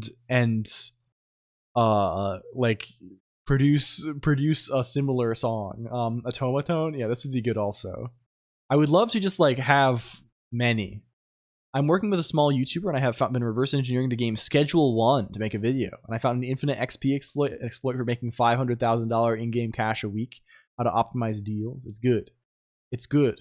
I don't know what you are saying, Tilted Open, but it's probably good. It's probably good. Twitch is severely busted for me right now. I don't know if this is common occurrence. Is anyone else experiencing the bust? I think it might just be for you.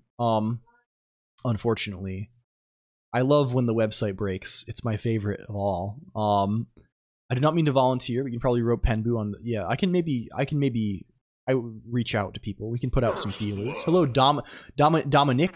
Welcome. I should say, if you're new, also I should do the thing again. Sorry, I feel awful shilling these. You know, I'm probably sound like a broken record, but you gotta, you know, we hang out here between the streams. We have a Discord and an IRC. It's kind of a nice little spot, a nice little group. We talk about all kinds of things. It's one channel. It's not like a huge, gigantic edifice. You can just kind of join, and we talk about various topics, mostly computer. We try and keep it largely computerized. Okay, so we need to figure out how to connect to a TCP socket.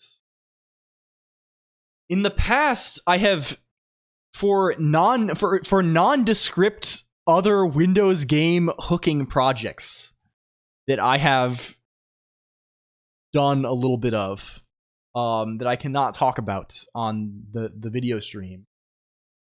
I mean, I probably can talk about it as long as I'm not like actively doing it. No, I mean, like off stream. I've the like, oh, I don't know. I don't even want to. We won't even skirt close to it. The unnamed MMO private server client reverse engineering gameplay that we have had some fun with off stream. I ended up giving up on using WinSock because it started becoming very annoying to, like, I could not get it working no matter how hard I tried. But I think that we are in perhaps different circumstances now, and it may indeed be possible to use WinSock. WinSock 1 or 2. I don't know. Not Galg. No, different kind of prohibited on stream. I think perhaps we should just go for it, right? Like, the main thing that was stopping us before was it was really irritating. I didn't really know when my like thread was crashed. Like, there was weird. Right? Here though, I think it might be significantly easier. Like, what if we just, because all we need is to make we need to make a TCP connection to the socket. Okay? In Unreal, like Unreal Engine, I'm sure there are some Unreal Engine MMOs. I don't know if there are any that I can name off the top of my head. MMOs are sort of a dead genre.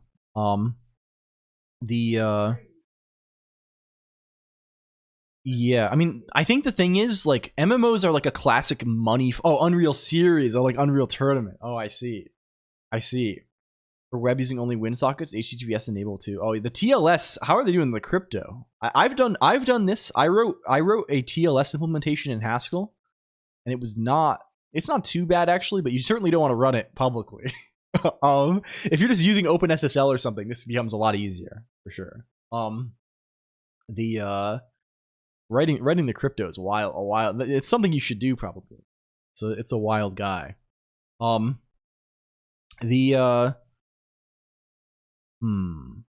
But no, like I think MMOs are like a classic cash farming. Like here's what an MMO is supposed to do. Bloop.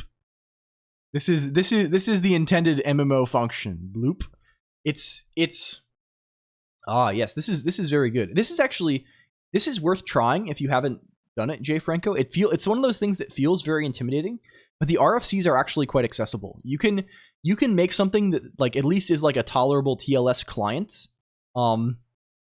in like probably a weekend. The crypto is not that tricky to a lot of the common crypto algorithms are like they're actually very simple, right? To write, right? Something like SHA-256 or something like this. It's really not bad at all. And you can go a long way with like I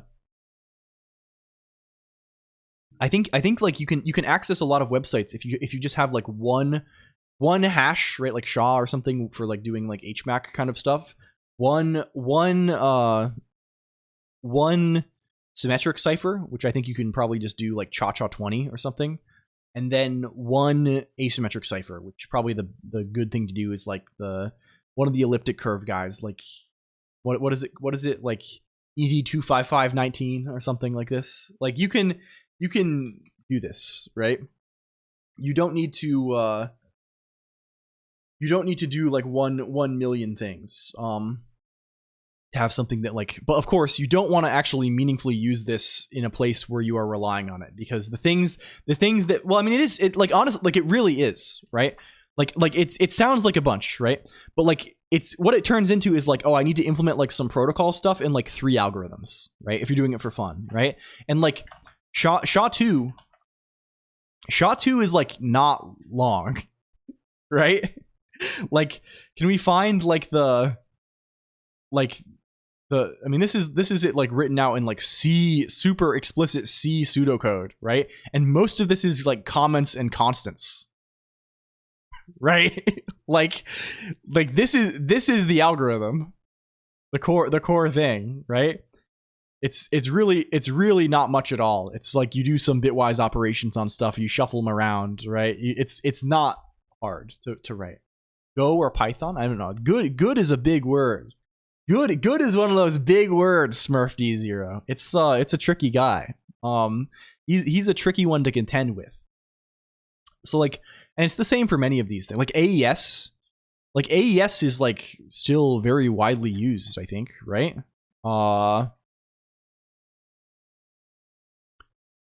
Can we find Cipher Advanced Encryption Standard? Yeah, this fellow here, right? AES is like not long.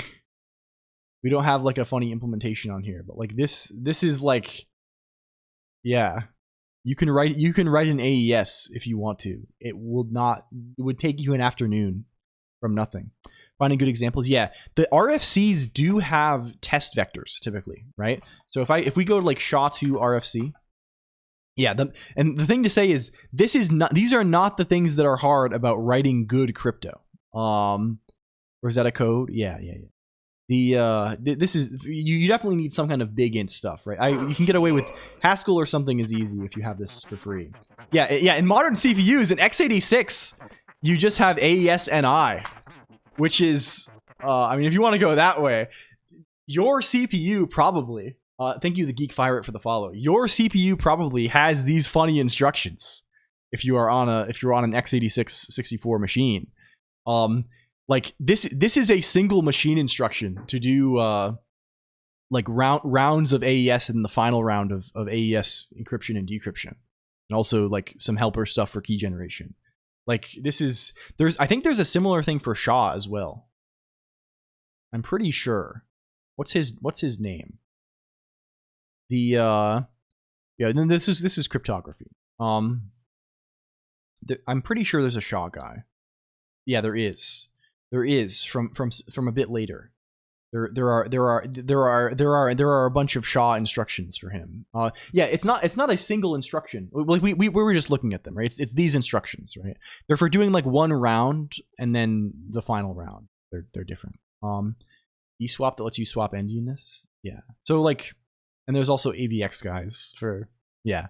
So this stuff is cool. But like even just like implementing it like yourself, it's not the tricky bit to like run this in production is not like, can I make a thing that works? It's very easy to make a thing that works. The tricky thing is avoiding side channel attacks, right? Which are real and like will like, yeah, like these are not like a made up thing, right? I think I had an impression when I was like very young and I was first learning with these things, I had the impression that this is like a crazy unrealistic thing that like no one would ever do. Like no, like you can do a timing attack, right? Like this is a real guy that you can hit him with. Yeah, these fellows. So like, yeah, I think it's worthwhile implementing these things at least once just to like have a feeling for like what they're doing and like build confidence a little bit. But like before, like you should probably run like something someone else wrote, right, from NaCl or OpenSSL or whatever it is, in the real world, because this shit complicated, extremely so. But no, I think if you're implementing them, these guys, like the RFCs are usually the places where you go for the documentation, and they usually have test vectors. Like I wonder if we have like, we have to dig through it here a little bit. But they almost always have like some examples within, or like a list of test vectors that like, you know, actually you can test on a bunch of values and see what the results are. And even stuff for like intermediate steps, right? Like some of this stuff is like walking through them. They're quite approachable. We've known timing attacks are all too real. I mean, this is like, yeah, this stuff is it happens. Like our RFCs in general are like surprisingly like not horrendous to read, right? They're like not, they can be a bit dry, but they're not like usually like incredibly inaccessible, right? Like you can like pick up meltdown attack, yeah. You can like pick up like a math like a paper, right? Like yeah, and they're meant for human consumption, but there's a question of like which human and how much context is required, right? Like you can pick up a math paper and like the amount of context you would need to even like remotely get anything interesting out of it would be, you'd have to study for thousands of hours, right? Like you have you're not even anywhere close to the prerequisite knowledge required. Whereas RFCs are usually like, you can just like read the thing and like read some other shit that's linked and be like, yeah, damn, I know what's going on here, right? Like, yeah. So it's not the worst. If you're really lazy, you can use LLM tools to help summarize them, but you do risk missing key. Yeah, for sure. He'll sit down and read it like it's nothing. Yeah. It's good stuff. It's good stuff. What were you fucking talking about? We're getting lost in the sauce here. Does that mean getting drunk? Is this an implication of drunkenness? Am I wrong about this? What is this? Yes. I know being sauced is usually being, you know, like this. Yeah, the game has money. Fever Dream stream. It kind of is. I mean, that's how it always is, though, right? Who can say anything different? Hello, Prodsy Pod. Welcome. Usually a reference to drinking. Yes, I think we just say that a lot when we're lost. I have a tendency to like use idioms incorrectly. Like I'll just say an idiom if it just has a word in it that means what I'm trying to mean, right?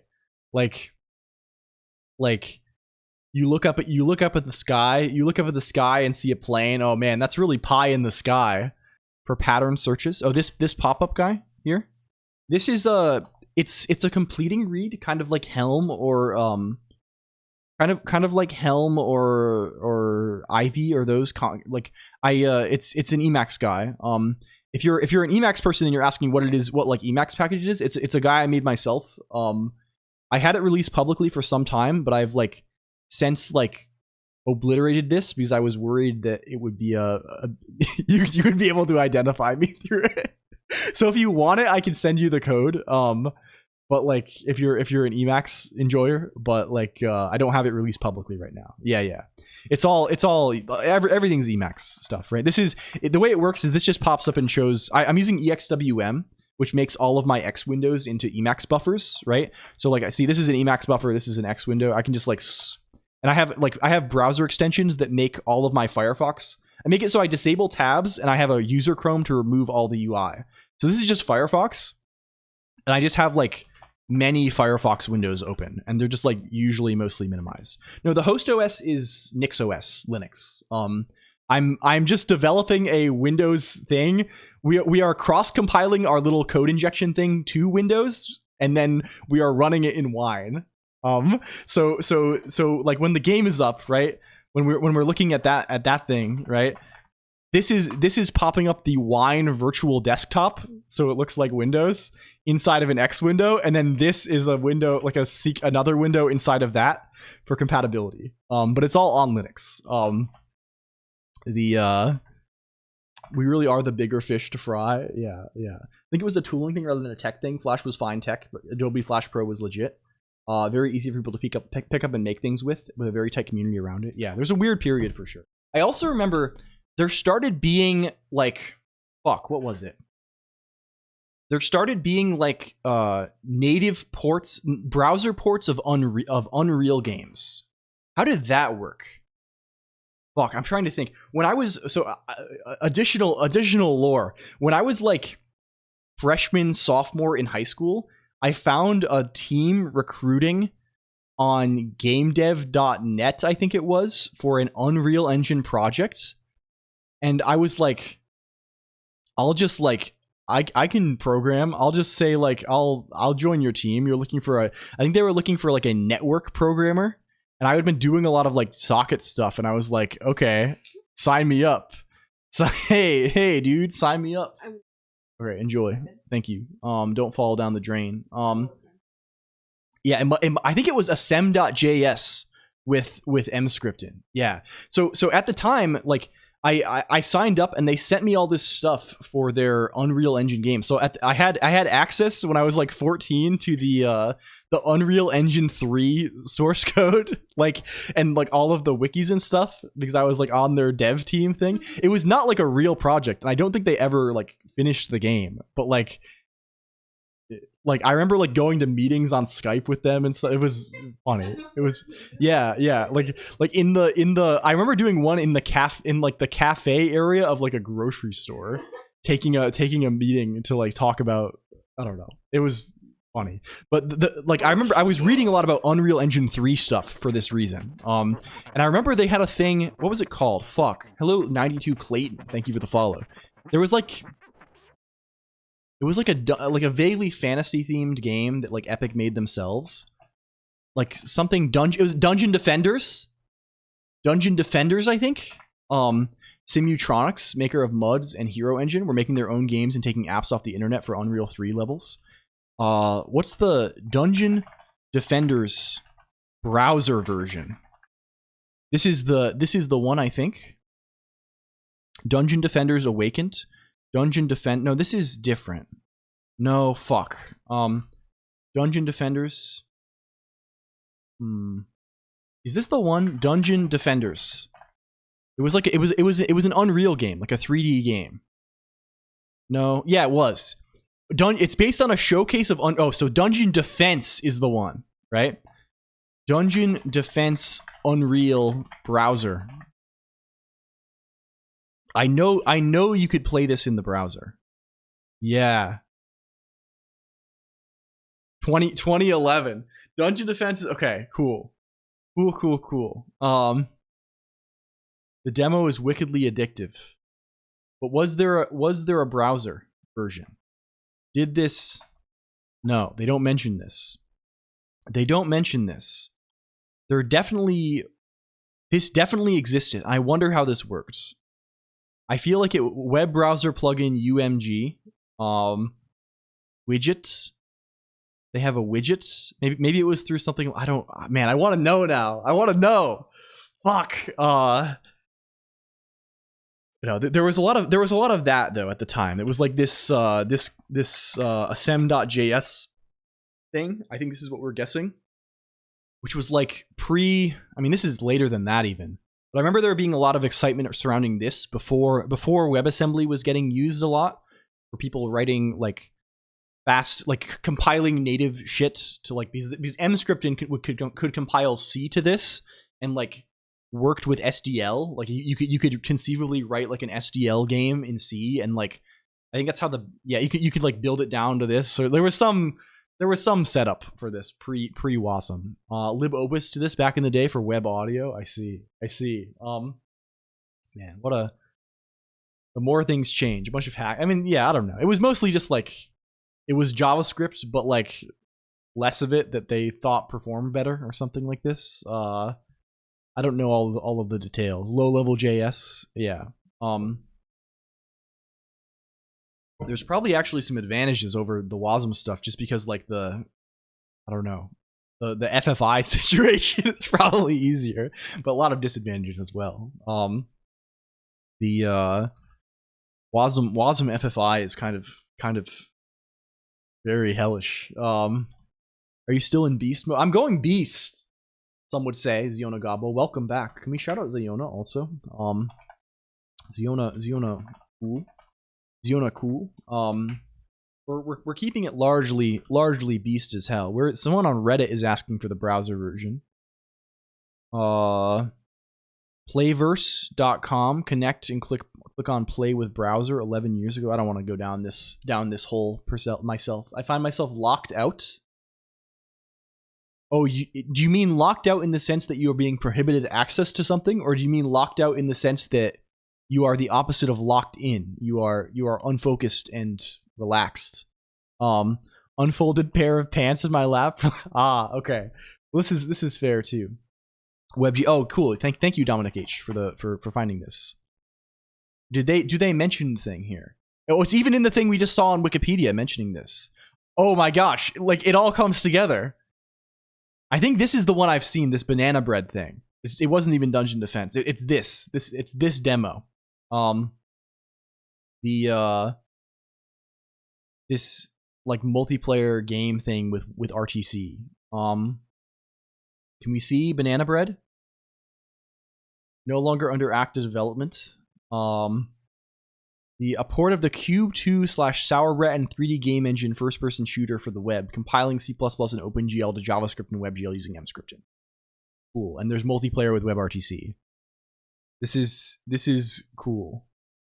Cool beans. This is really cool. This is the thing I'm running. This is Linux. Yeah, this is. I mean, it's not really normal Linux, right? Like you can set up Linux in such a way that it like feels more like Windows or something like this, but my setup is Linux based. It is Linux with some stuff on top. Or show them why. No, we have to get this socket stuff going here. We've been how are we doing this? Can we find any information? WinSock. How do you WinSock? Wikipedia save me. Getting started with WinSock. Win32 apps. I would love to be able to make a client. Creating a basic WinSock application. They're going to tell us all about how to use creating empty projects and things. I mean, presumably getting this to a point where we can even build it at all is sensible. I've seen this before also, this Win32 lean and mean guy. I'm thinking about replatforming an old laptop. This is a worthwhile project. It's very good for this. I would ask, how old is the laptop? This will probably influence the recommendation, right? Like, if it's very, very old, there are definitely options for this as well. But if it's like a, couple, 10 years old, like you can run pretty much anything.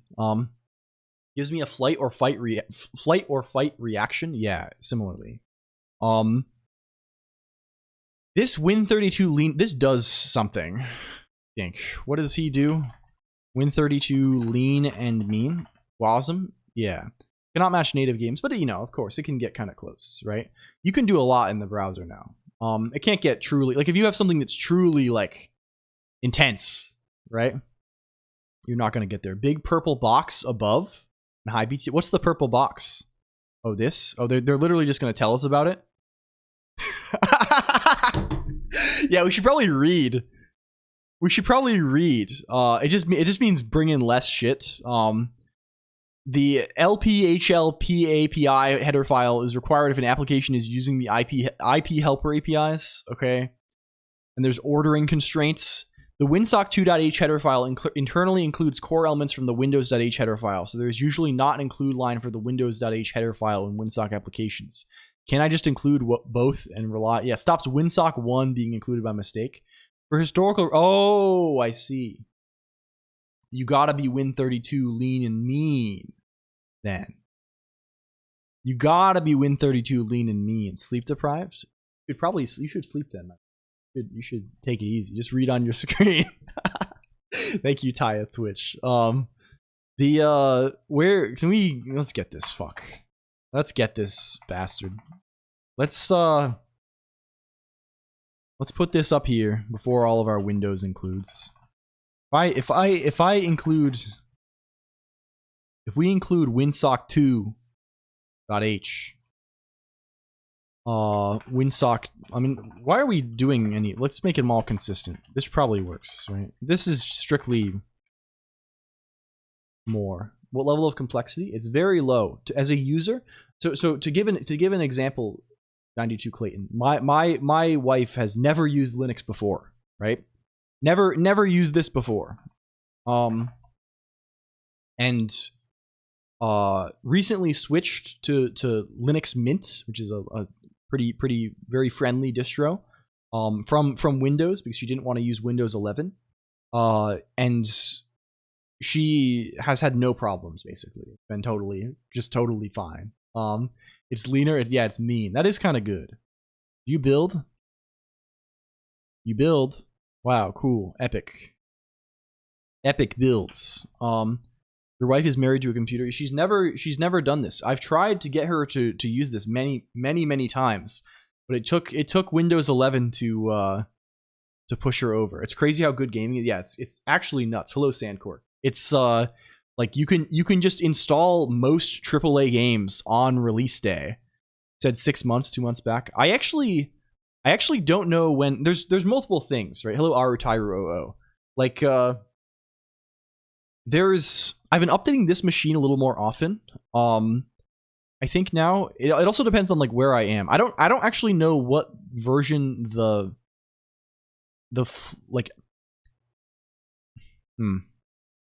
thing that would be updating is updating my Nix packages version in my main flake. I probably haven't done this in some time. It's probably been a couple. I think I did it like a month ago or two, maybe longer. I don't know if I've. Yeah, it's been a minute, unless they have kernel level anti-cheat. Yeah, and even then, sometimes is it advisable to go back to Linux again? Yeah, like you can definitely like do this, right? Like does Blueprints not run? Proton DB. Like for example, one of the most interesting Linux setups I've seen. So thank you. Hello Snooze6214. This is not like a gimmick, I guess. Like I think people come in and assume I'm doing this as like a funny thing for the stream.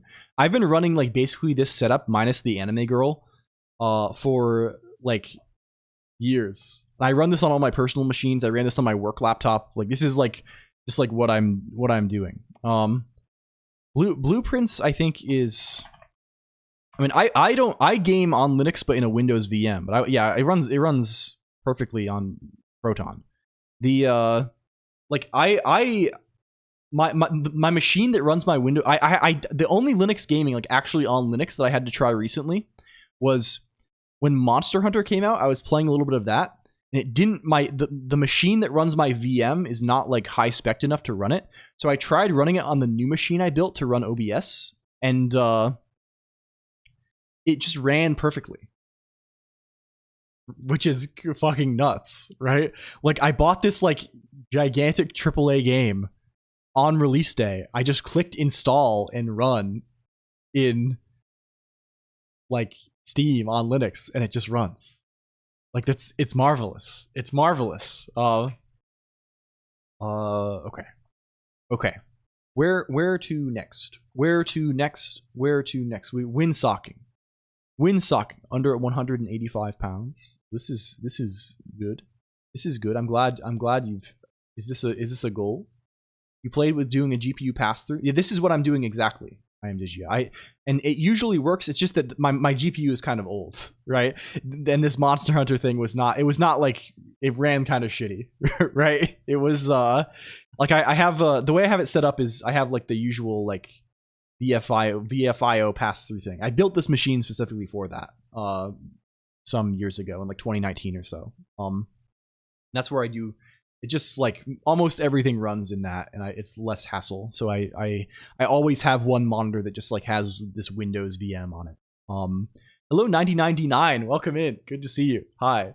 I see you all over the place, and I'm like, I know them. I know 9099. I know what's up with that I know, hi. Hello. It's probably 1 to 2% slower than native. Yeah, VMs and wine. Yeah. Well, I mean, the VM definitely limits performance. Been a while, lol. It's good to see you again. Hi. We are attempting to. Well, you run this for the mission progress status report for people returning. We are attempting to hack video game. We have injected code into this video game called la-mulana. Hello, Magetsub. Welcome.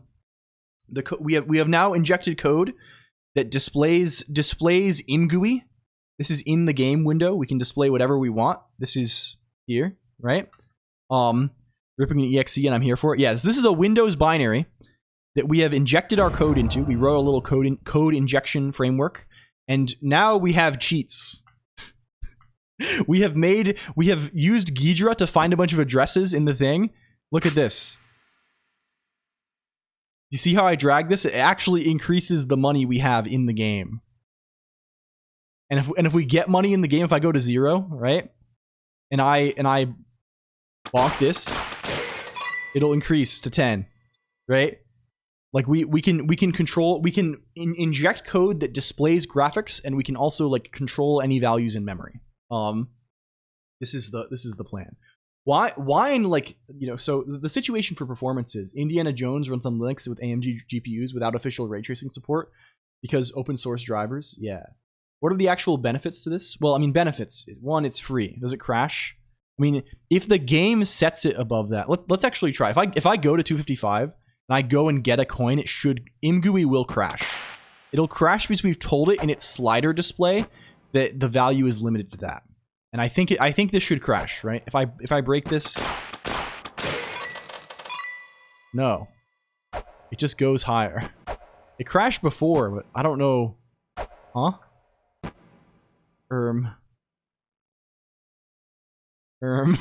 Okay, maybe we were misreading that previous situation. Very, very interesting. Like the value is not just 1 byte. You go below 0 yet? We should maybe let's set the minimum value to like, let's just set it to -10. The game had no protections against this. I mean, like, you wouldn't really think to protect against this. Like what would you do, right? It's just like I don't know, right? Like you don't often think about something. Yeah, like how are you going to protect against it, right? Like, we have total. We are as authoritative as the game is now. I assume if the game has like, there is like anti-cheat that exists, but most games like this wouldn't have it. Hello, A Squared. Hi. Something like you know, like the big like online games will often have some kind of anti-cheat thing that they like, you know, or like this whole like, yeah, like the whole kernel level thing, right? Anti-copy. There's no DRM in this. Honestly, most games don't have too much. Yeah, there's no DRM at all. It's just a normal executable. I got this on GOG, and like, you know, it just goes. And probably most games do not, even on Steam. Like the most they're gonna have is like checking that Steam is running, and even then, a lot of them will just continue running happily, even if Steam is not. You can just run the file. On GOG, it's on Poob. The Nuvo now for DOS. Yeah. Like, okay, we can get some money, right? If I go negative, it just shows 0. I guess they must floor. Oh, that's funny. -8 shows nothing. Oh, we're going elsewhere in the sprite sheet. Okay. See how this is a yellow underline now? I think. No, where are we? It go like, is this wrapping? Oh, it's from here. It's from this chest, I think. Maybe? It could be the top of the chest, and then the blank space is just blank for -1. I don't know. Can we find secrets? Like, I wouldn't be surprised if they're using the numbers are just here, right? They're probably using the like one of these numbers somehow is they're computing an offset into this texture somehow from those numbers. Hello, Goofy System. Thank you for 19 months. Thank you for the resub, friend. Like, can we go further? -6. It's hard to go. It's only going in 2s. Yeah. And it goes. There's a smaller chest out. How does that wrap around? I mean, it could wrap around if the texture wrapping mode is set to a certain thing, right? If it's just using this to compute like a UV coordinate, which is how I would do it probably, and like it just the texture, yeah. It's potentially, however, the texture is actually loaded. Yeah. Just no, it's a 32-bit value, I think. 32-bit integer. Like, we can go higher, I think. Let's make the top limit a lot higher too, and see if we can go big style. Yeah, they could just be doing a modulus. Let's make the top limit like 10,000 or something. And let's run again. Yeah, I mean, like, a lot of things probably will be, right? Like, that might even be the default texture wrapping mode. I wonder. I don't have recollection of this. Or if there is one. Like, that's a thing, right? Like, OpenGL texture wrapping modes. That's a guy. Textures wrapping, right? There's like the default is repeat, right? Which, yeah, but it's not mirrored, so who knows? Yeah. I'm sure we could look in Ghidra and see the calls. Is that la-mulana making that breaking news gong sound? I mean, it does this whip sound for sure. And these coin sounds. Yeah, it's GL, not to, yeah, of course, right? Like, if I make him higher, he can go up to 999 probably, just in normal gameplay. And oh, he just wraps around. This feels a whole lot like a modulo 1000. If I make this a lot bigger, does it reduce the granularity? Yeah, this is a modulo 1000 situation on the positives, at least, I think. On the negatives, he's a little more. The negative behavior is really exciting. I don't know why he's doing that. It's hard. I can't even get him in the between now because one pixel is more than 10. Just, yeah, it could just be display the lower 3 digits. Yeah, actually, that makes. I mean, in practice, this is probably like it's not actively setting it modulo. If it was actually setting it modulo 1000, we would notice this jumping back, right? Because this is immediate mode thing, right? In terms of display, it's probably displaying it by computing modulo 1000, you know, right? Or probably not actually doing it all at once. It's probably doing modulo 10 and division. If I was to guess, that seems believable to me. Yeah, divrem 10 style. Okay, cool. We need to just get 1,100 extra lives and see how the display goes odd. We need socket. We're fucking around too much. We can include socket successfully. What if we try and connect sockets? How do we do this? Our whole thing is a little bit fucked right now. Let's make a new fellow called. Let's just plop a guy in here called init sock 0x539 fake form for Lego. I mean, I need to go caffeinate if I'm to accomplish what I intend to. Good luck. Good luck with this. Good luck with this, friend. We are rooting for you. The init network. I don't know what's going on anymore. I don't need to though. I think probably. Let's have some global state for this. Maybe I don't like. What's this? Are you talking to fake chat? Oh, I see. My fabric came in, by the way. I'll try to Fumo mode, and if successful, we'll try to make a pattern and instructions to share. This would be extremely appreciated. I will. If you need this, Failure, if you do that, I will 100% compensate you for the fabric and everything. God forbid. Although I understand also not wanting to feel like work or something, but like this would be extremely sick. Please, if you develop any sort of pattern, please let us know, because I am. This is a sick idea. Boat rem and div mod and Legos. Yeah. How do I get hello based code? Based on what? Based on which? Relevant to my endeavors. Yes, 539 is also cooking something. I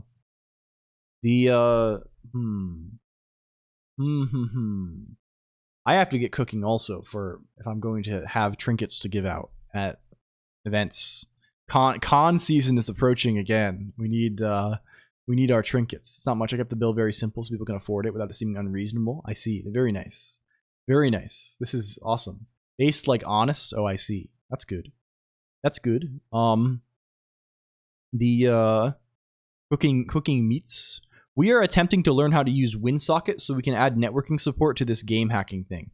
Fantastic HUD. Is this i3? This is EXWM based code. It's the Emacs X window manager. So it just puts it manages our X windows using Emacs. And then my little guy here is just another window, just a terminal window in that system. Okay. They must initialize the use of the Windows sockets DLL before making other function calls. This also makes certain that WinSocket is supported on the system. Make a WSA data object, splitting things unnecessarily. Okay, sure. Let's call this. I don't know. I'm just going to call this WSA. And we call WSA startup, I guess. Like sure. Int res equals WSA startup.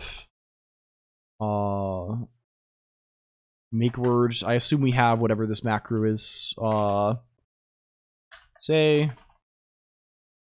And if not res, or if res, we hit him with a.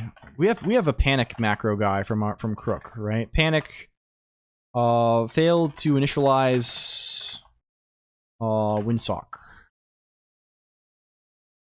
Res. Okay, you work. Let's ingui. Knit. Are we calling you knit network? Yeah. Can we initialize the WinSocket library at all? We're gonna have to link with something probably. We'll see. Make run. Undefined reference to WSA startup. Okay, cool. What do we have to link against to get WinSocket? Is it ws232.dll? What is the guy? ws232.dll. That seems like what it is. If we go over to our makefile, ws232, is that what you're called? Do the trick, please. No. Oh, this is the wrong spot. Excuse me. We can just say -m Windows here as well. Well, let's do it just in case. We'll do it just in case. Okay, cool, that works. Neat. Well, let's see if it actually crashes. Once we're past the title screen. Cool, it works. It works. Neat. We have successfully WinSocket. You have successfully poured tea. Congratulations. Congratulations. Where is very cool. Did you write all the utilities? Chat. Yes, actually. So base code, the way it is it's all on GitHub in varying degrees of quality or documentation. Most of the stuff on this, the way the stream works, basically, it's pretty much all stuff we wrote ourselves. There are some minor, of course, there's libraries and things that we use, but the way it is there's a thing that talks to Twitch itself called Fig, and Fig is a thing written in Haskell. It's like a message bus that we made. It's a thing you can connect to over TCP. And there's a simple protocol for like saying subscribe to this event or broadcast to this event, right? So like different things that I'm running can all connect to this like bus server, and then like they can send events to each other, right? This is written in Haskell. And there are also various clients that can like connect to Twitch, for example, right? So there's a thing that connects to Twitch chat, and so whenever I send a message, if I say foo bar in Twitch chat, there's a thing connected to Twitch that's reading that message and then broadcasting that to subscribers to that event on my little event bus, right? On top of that, we've built and it goes the other way as well, right? So on top of that, we've built a thing where Emacs reads and subscribes to a lot of these events and displays Twitch stuff, right? So the chat works that way, right? So I have a big, and that's all written in Emacs Lisp, right? So like I have a big thing of event handlers in Lisp, and this is all like we've written like a lot of infrastructure surrounding all of this. But like there's just like a thing for Twitch chat incoming, and there's like an event handler for that handles when that happens. And I can go the other way too, right? I can call a function. Are you sure you're alive? It's my CPU. It's my CPU. And the counter underneath it tracks how many times people say BPM in chat. I'm sorry to fool you or deceive you. And blood pressure is broken. I need to actually be doing this more automatically. Blood pressure is disk usage, and I'm building up a lot of unfortunate disk usage by transcribing my audio midstream, and I'm not deleting the intermediate files because I've been being lazy, and that's been a problem. And also by using Nix. So like for example, in Emacs, this is just like I can just like call Lisp functions that say like hi, what's up, dude, right? And this is just a Lisp function, and all this Lisp function does is it calls the main thing. It writes it to the chat on my screen. But more primarily, it just calls this pub thing. And all this is saying is write the event with this ID and this data to the message bus. So that and then the model renderer is not in Emacs proper. That's like a Rust plus OpenGL program. It's it loads a 3D model of like this anime character that is my little puppet guy, and does skeletal animation. And then renders it to a small texture, and then spits. This is like a real terminal. And the way it works is also all over this message bus, right? There's another program that's like connected to my camera, like a webcam that like runs like this machine learning model thing from this software called OpenCFace that like returns a bunch of like geometry data for like the rotation of what the rotation of the head should be based on like my like this is tracking my real movements. Like I'm moving my head left, moving my head right. Left, right, you see? Yeah, I don't know. So it's a bunch of different software that we all wrote, right? I think the main piece that we did not write is I did not write the face tracking stuff. I would kind of like to do that in the future maybe, but for now we're using an existing library to like, but I'm kind of using that as a library and then have my own stuff surrounding it. And what we're trying to do right now is related to all of this, because we are hacking this game, right? Sorry, let me put myself back in place. We are hacking this video game, La-Mulana, and we're trying to the reason we're trying to fuck with WinSock right now is we are trying to make the code that we are injecting into the game connect to the message bus. Because what that would mean then is we can then have the game trivially respond to commands we send from Emacs or the Twitch chat itself, Or it would also make it so the game can like send commands to my model, right? I could make it so that like my eyes turn yellow for half a second whenever I pick up a coin in the game, right? This is like, once we can connect to the bus, this is all pretty easy.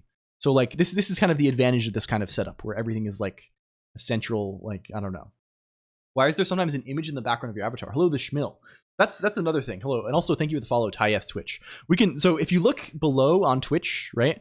Twitch has this like redeems thing. I don't know. I say this a lot. I think people don't find it. Because Twitch kind of loves hiding these things. Like if I go to my own chat, we'll see if it ever loads, or if they try and show me some hideous ad. I can get out of here. Get this out of here, right? If we scroll, if you look in the chat room, right? Does it show it when you're not logged in? It does. Okay. If you click this thing, right? Twitch, they don't, and X out whatever. Oh. Huh? You have to log in. I can't even do it when I'm not. Fuck. If you click the little bubble, right? There's a big menu of options that will appear, right? And those options are all hooked up to things that happen on the stream, right? So like, for example, if you click the one that says spin, right? Or like that one, there's advanced ones. You can like submit GLSL shaders and stuff, right? If you click the one that says spin, right? I just clicked it. You can probably see it in chat. Now my guy is spinning. If you click spin again, he's not spinning. And these things like all like affect the stream in various ways. So when you see things happening, that's like something like that affecting the stream. And the model can be controlled by various redeems like this, right? So there's like the Pharaoh's Curse, right? If you click the Pharaoh's Curse, it does this. It turns my model into like a falling sand simulation thing, right? You see? So the images, yeah, Noita reference, yeah. The images are controlled by, there's 3 redeems called palette swap, right? There's palette swap eyes, palette swap highlight, and palette swap hair, right? And also a final one called pursue idle dream, right? So what those do is they swap the text and the color in particular regions, right? So you'll notice that like most of my model says LCOLONQ as the text, like the letters, right? But on my face right now, it says welcome _ Tyeth _ Twitch _ welcome, right? Because Tyeth Twitch followed 3 minutes ago. And when you follow, it automatically says that on my face. That's just like what we have. There's logic we have for that set up somewhere. But you can change these things manually, right? If I want to make my eyes red, I can just like type red. Palette swap eyes. I just like, you can do this too, right? Like literally anyone in chat can do this at any time. By just clicking the little button. You can use color codes, right? You can say things like, I don't know, FF like 5555, right? Or FF, like you can change, here's like a pink color, right? You see? You go palette swap, you go to the palette swap redeem and you type a color, right? And the way it works is you type a color first, and you can type text after it, right? So if I type green, hello, right? Now my eye is green and it says hello as the text instead of the other thing, right? The interesting bit about this is instead of colors, you can use different things, right? So like instead of just writing a color, you could also write a Twitch emote, right? If I say something like this, right? My hair is now this animated Twitch emote, right? Instead of just a static color. You need to check in before stream is over. I'm so busy on everything. You become fourth. Thank you. Well, I'm glad. Hello, SAC Chart 15. Good luck with everything. Draw. I think there's no draw right now, Lumi. Hello, Lumi, because Niche Penguin is still away. I think they're still traveling or working out their situation. So we've had no Niche Penguin bot for some time. And the final thing you can do, is you can say things. You can give YouTube videos. This is kind of like the cool feature. And the reason why there's like random videos sometimes is because people will set these, or when someone raids into the stream, it sets a clip from them in the background. You can also do live Twitch streams. So after this loads, you see, you can put you can just put a video on there. And you could put multiple videos on different parts. Like it's very, and this all works with everything else, right? You see it says orange text, right? It works, right? And the reason for like the bricks in the foreground is there's another redeem. There's some redeems that don't really fit very well with the little menu because Twitch doesn't let us customize that menu very much. So we made a separate website called The Menu that you can log into with like your Twitch account. Basically, you can you can register with Twitch and then log in with your account. And then using this menu, you can submit there's like a broader selection, right? And one thing on that menu that's available is submission of arbitrary shaders, right? I think if we go to the site, is it secure.colonq.computer/throwshade? This one tends to kill my computer a little bit. If I log in with a test account, this guy, you can just submit a GLSL fragment shader, like kind of similar to like what Shader Toy lets you do, and it displays like semi-transparent over the whole screen. And also like there's like music redeems you can send and stuff. Yeah. So a lot of the stream around here, like probably like roughly 50% of it is like building gadgets like this that let people like mess with the stream. Yeah, you could. People have, in fact. You can just click this button. You go to this website and click the button, right? You can either test it and see it in your browser. This one just makes everything green, right? I can click it in my browser and I can see it, or I can click this and it goes on the full screen. Yes, shaders. Yeah, we built this a while back, Crazy Stewie. I don't know if you saw. It's a way for people to submit. Yeah, I think it's not the maze, it's just like a straight line, but yeah. People have done some really crazy stuff with it. My computer is kind of too bad to do like very fancy stuff, but like you can get away with a lot. And we have these bells too, right? These are courtesy of the 0x5 through 9. You can submit music in like a text format of notes, and like the music will play. See, like this is 0x5 through 9 went to the website, pasted in a song, like as like A, B, like as notes, right? And that plays, right? It's cool. The format it is still mostly backward compatible, but it has evolved. The 0x5 through 9 is Leets. I think this is it. Their name is Leets, right? It's like a pun on, like, people say 1337 is like Leet, right? They're a user in chat. They're 2 above you, Sparrow. Q basic play command. Yeah. And Yuki has submitted quite a lot of music in the past.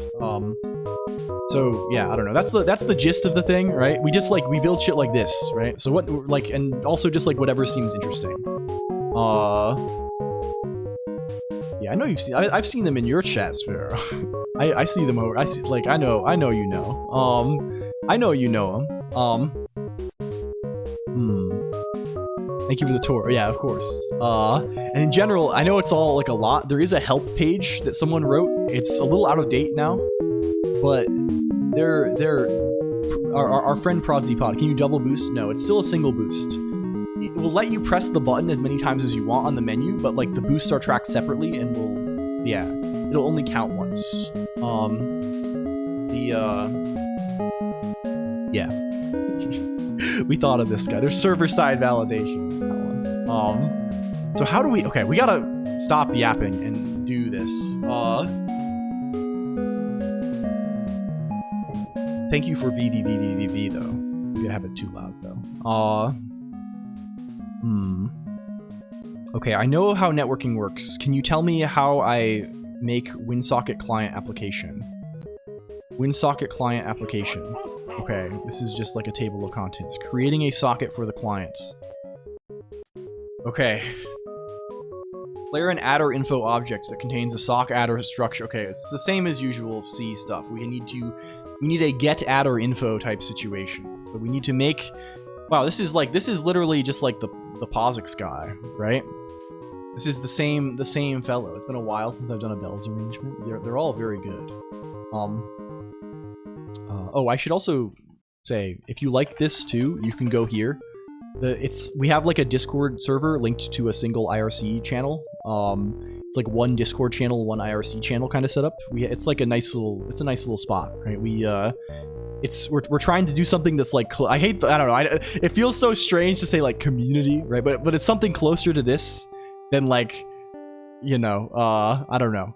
We're trying to do something that's a little more of a community sort of feeling than like just like, I don't know, like something extremely huge and nameless. So it's like we got a bunch of people who come around, we talk about stuff, computers and things.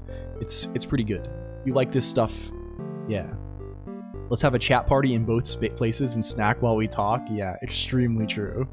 Extremely true. I love having. I'm gonna have a little snack after this. In fact, I feel a little bit like I'm going movie nights. We do this on occasion. I've never recovered after Freenode burned down. Yeah, rip. They're back as like Libera, right? But I also have not bothered even going on. I used to spend so much time on IRC, but like it's nowadays I just like the only chat I really interact with is this Twitch chat and then the Discord IRC that I have. Yeah. It's better days.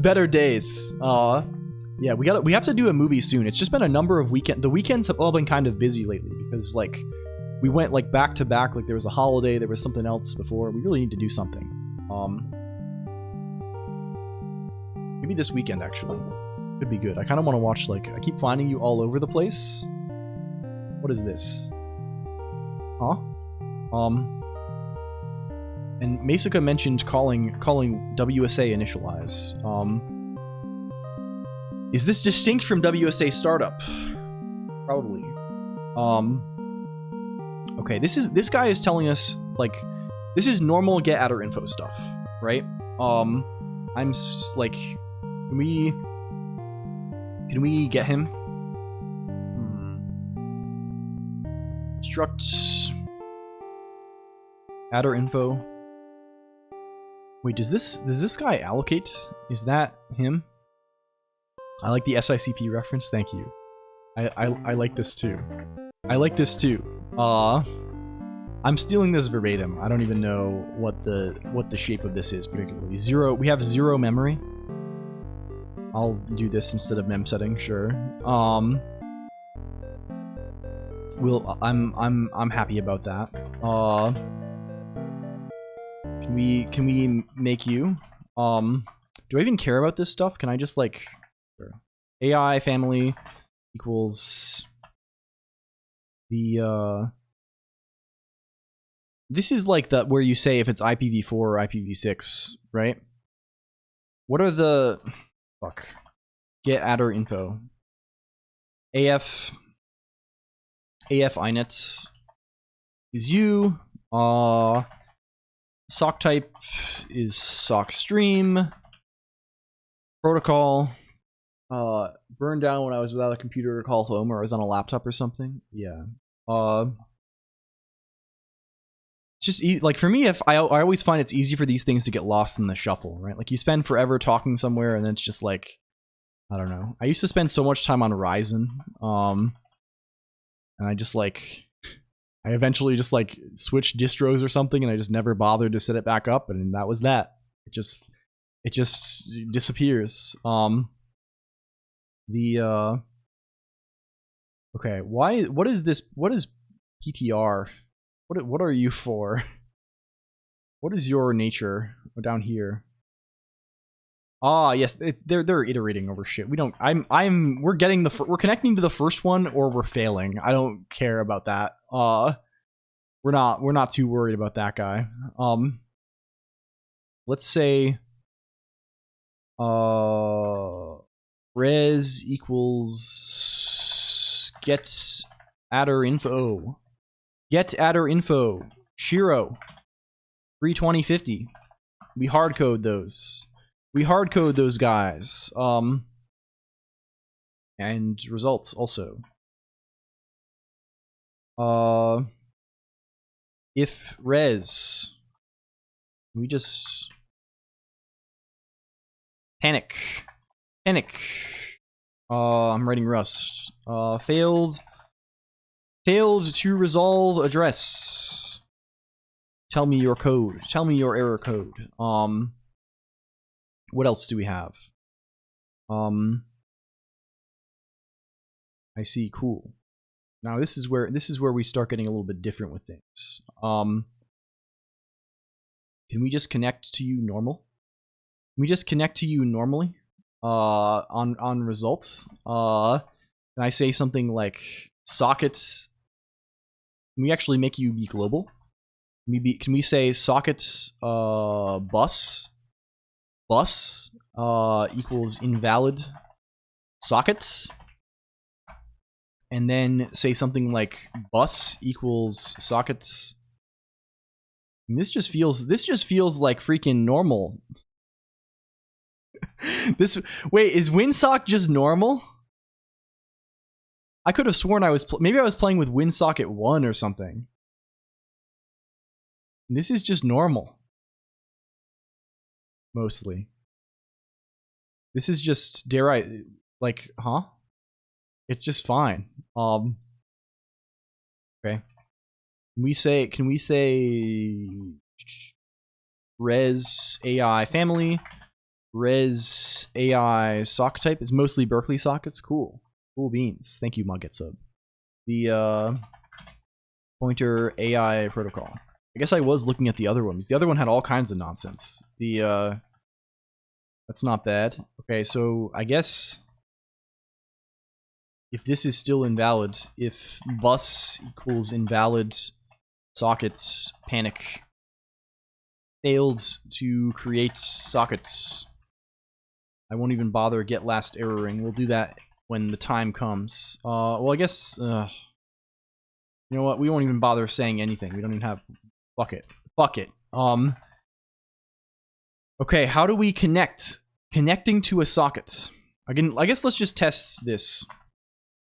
Let's make sure this builds. What are we complaining about? Implicit declaration of function getAttr info. Invalid type argument of this have int. It doesn't know what type it is. Storage size of ints isn't known. Sure. I also called it result for some reason. I'm also saying I'm copying things blindly with no brain. I have no brain in my head. What do we need to get that? Where does getAttr info live? The heck is file descriptors aren't here? You're in ws2 tcp/ip.h. Okay, I believe that. ws2 tcp/ip.h. What do you have? Show me what you have, please. Show me the goods. Bring up the goods, please. Okay. You seem to have died. You seem to have died on account of the same ingui error that we encountered before. That I think is on account of us resizing the window for some reason, but I don't think that's an issue with our socket situation.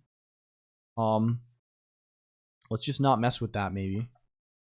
Yeah, I think we did successfully maybe socket style. We are calling init network, right? Yeah. So that works. Let's connect. Right. Let us connect. Connecting to a socket. I mean, we can just call connect, right? Res equals connect. Bus. Results. AI adder. Int results. What are you telling us here? Adder len. Sure. Cool. Cool.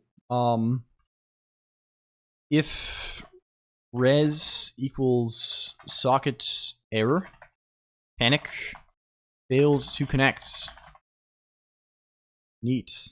We will never free. We will never free anything. Timbaland? What is Timbaland? What is this? This is music. This is good. Thank you. I don't know who that is, I'm afraid. I don't mean any offense, but I do not know who this is. Okay. Okay. Perhaps we can connect though.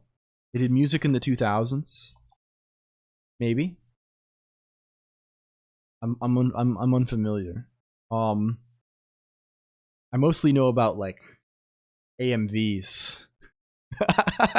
I mostly know about like JRPG soundtracks and like I don't know, good like Toho projects. As far as music goes, I'm mostly into like Toho projects, Vocaloid producers, VTuber music, JRPG stuff. What else? There's mostly good stuff. I would say. So, is it possible for us to broadcast events over the socket? We can send events quite easily. How do we send some data? Is it possible to send some data here? You're going to tell us about it, please. We're receiving here. Can we do some sending, please? We just call send with a buffer and a length. Well, that's normal. That's pretty normal. Is it sensible also adding networking to an? Well, yes. We're adding connecting to Twitch chat to the offline game, which requires networking. It's not really networking in the sense of multiplayer or something, but like, let's make another guy called Send. Let's do that. Can we make him? Can we get him going? Let's call it bus send. And bus send is going to take a message. Do we do this? I think we do this. Do we do this Sterlen style? We do it Sterlen style. You have to. You have to. So let's say size t len equals Sterlen message, and we're gonna say a little bit of like this bus message. They want it as an integer, I guess. Int res equals this. If res is socket error, panic, failed to send.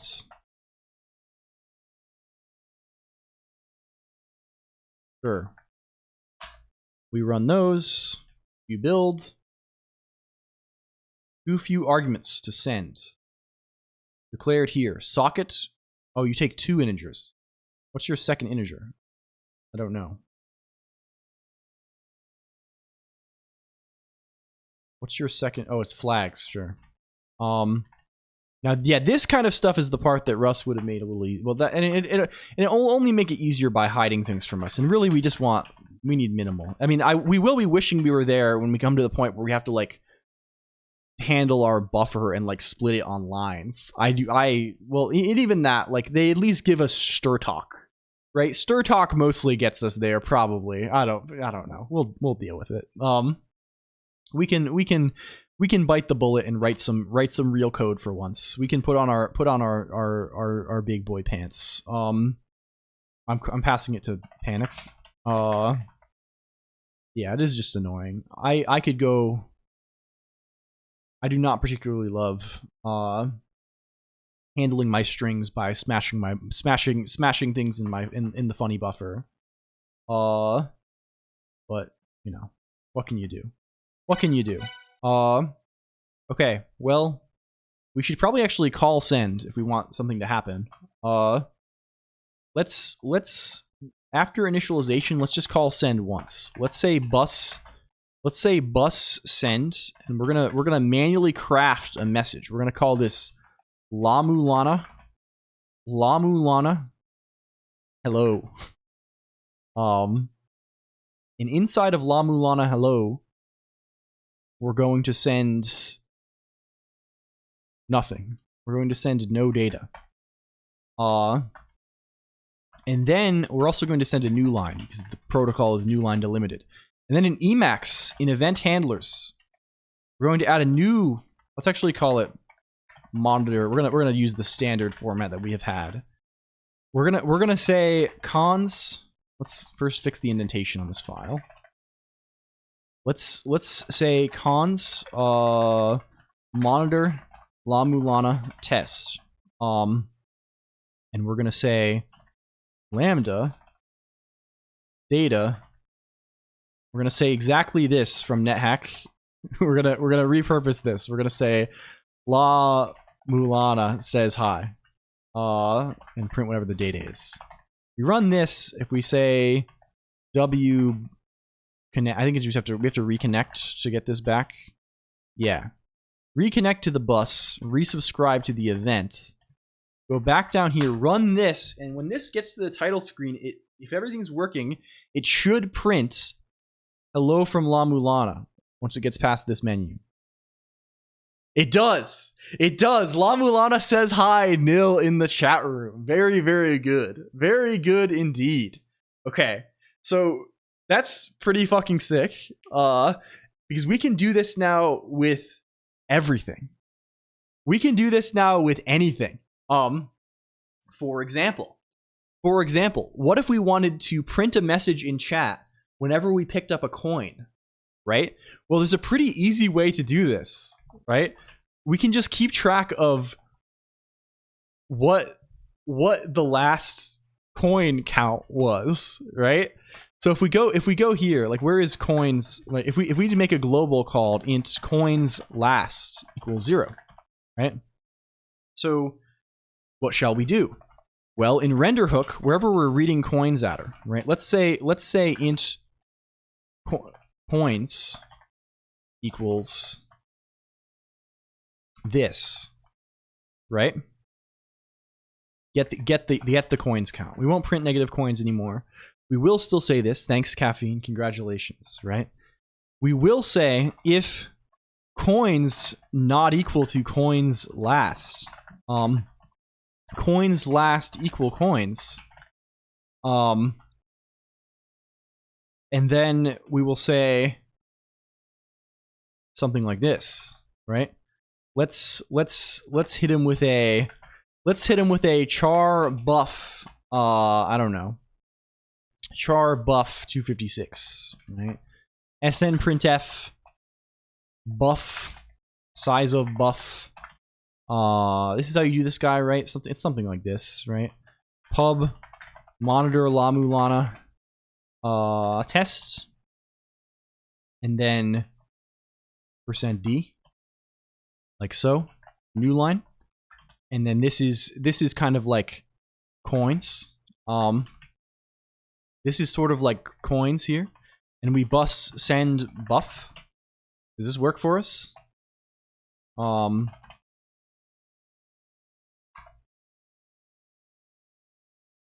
Is this what we need?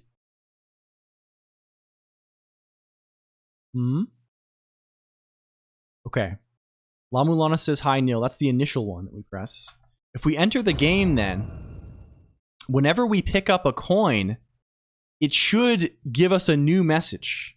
Right? Sex, yeah, we need some horrible preprocessor. We probably don't even want that. We probably need like fucking a whole ass external tool. If I get a coin in the game, see it, look, whenever we pick up a coin in the game, it now prints our current coin total in Emacs chat. I can make this print in actual Twitch chat, right? If we wish, right? We could do this in like we do anything with this, right? Oh, sorry, I'm sipping water here. We could make this print. We could make this print like also, of course, if I drag the slider, see it goes. We can do whatever we wish. Right? But yeah, it just works, right? We can respond to any in-game, like anything we can find, we can like track in-game.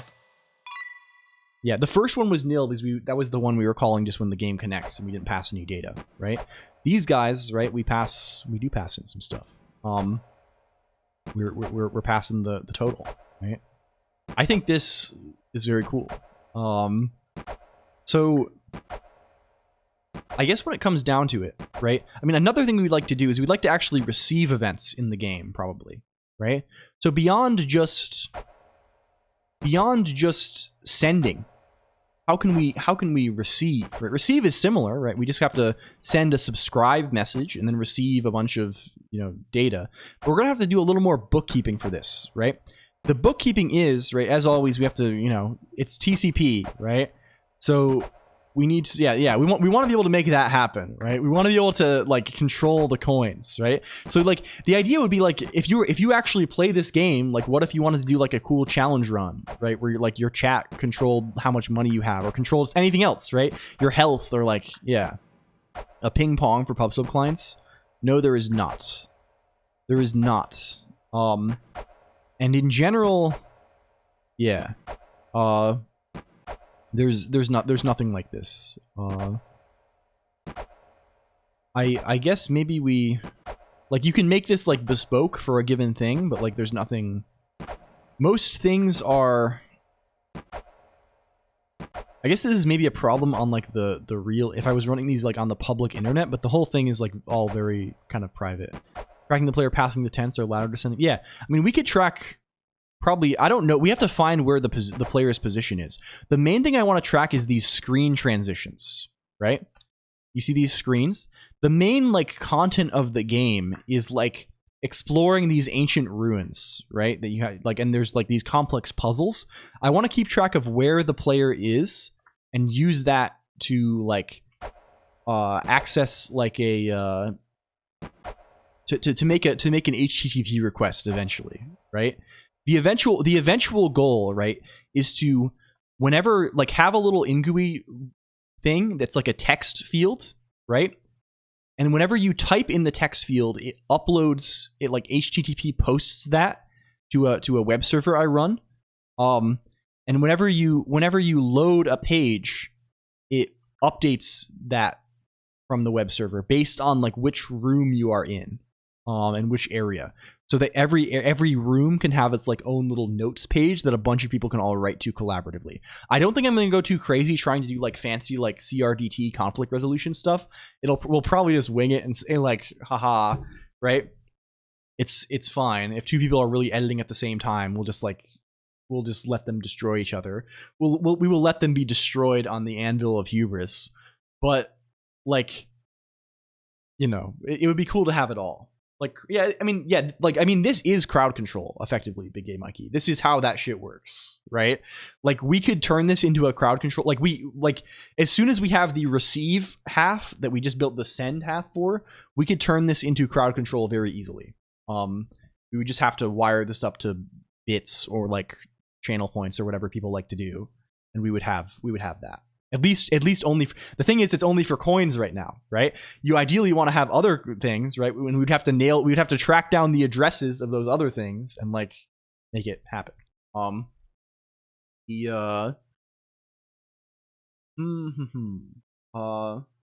I being contacted? What is this? What is this?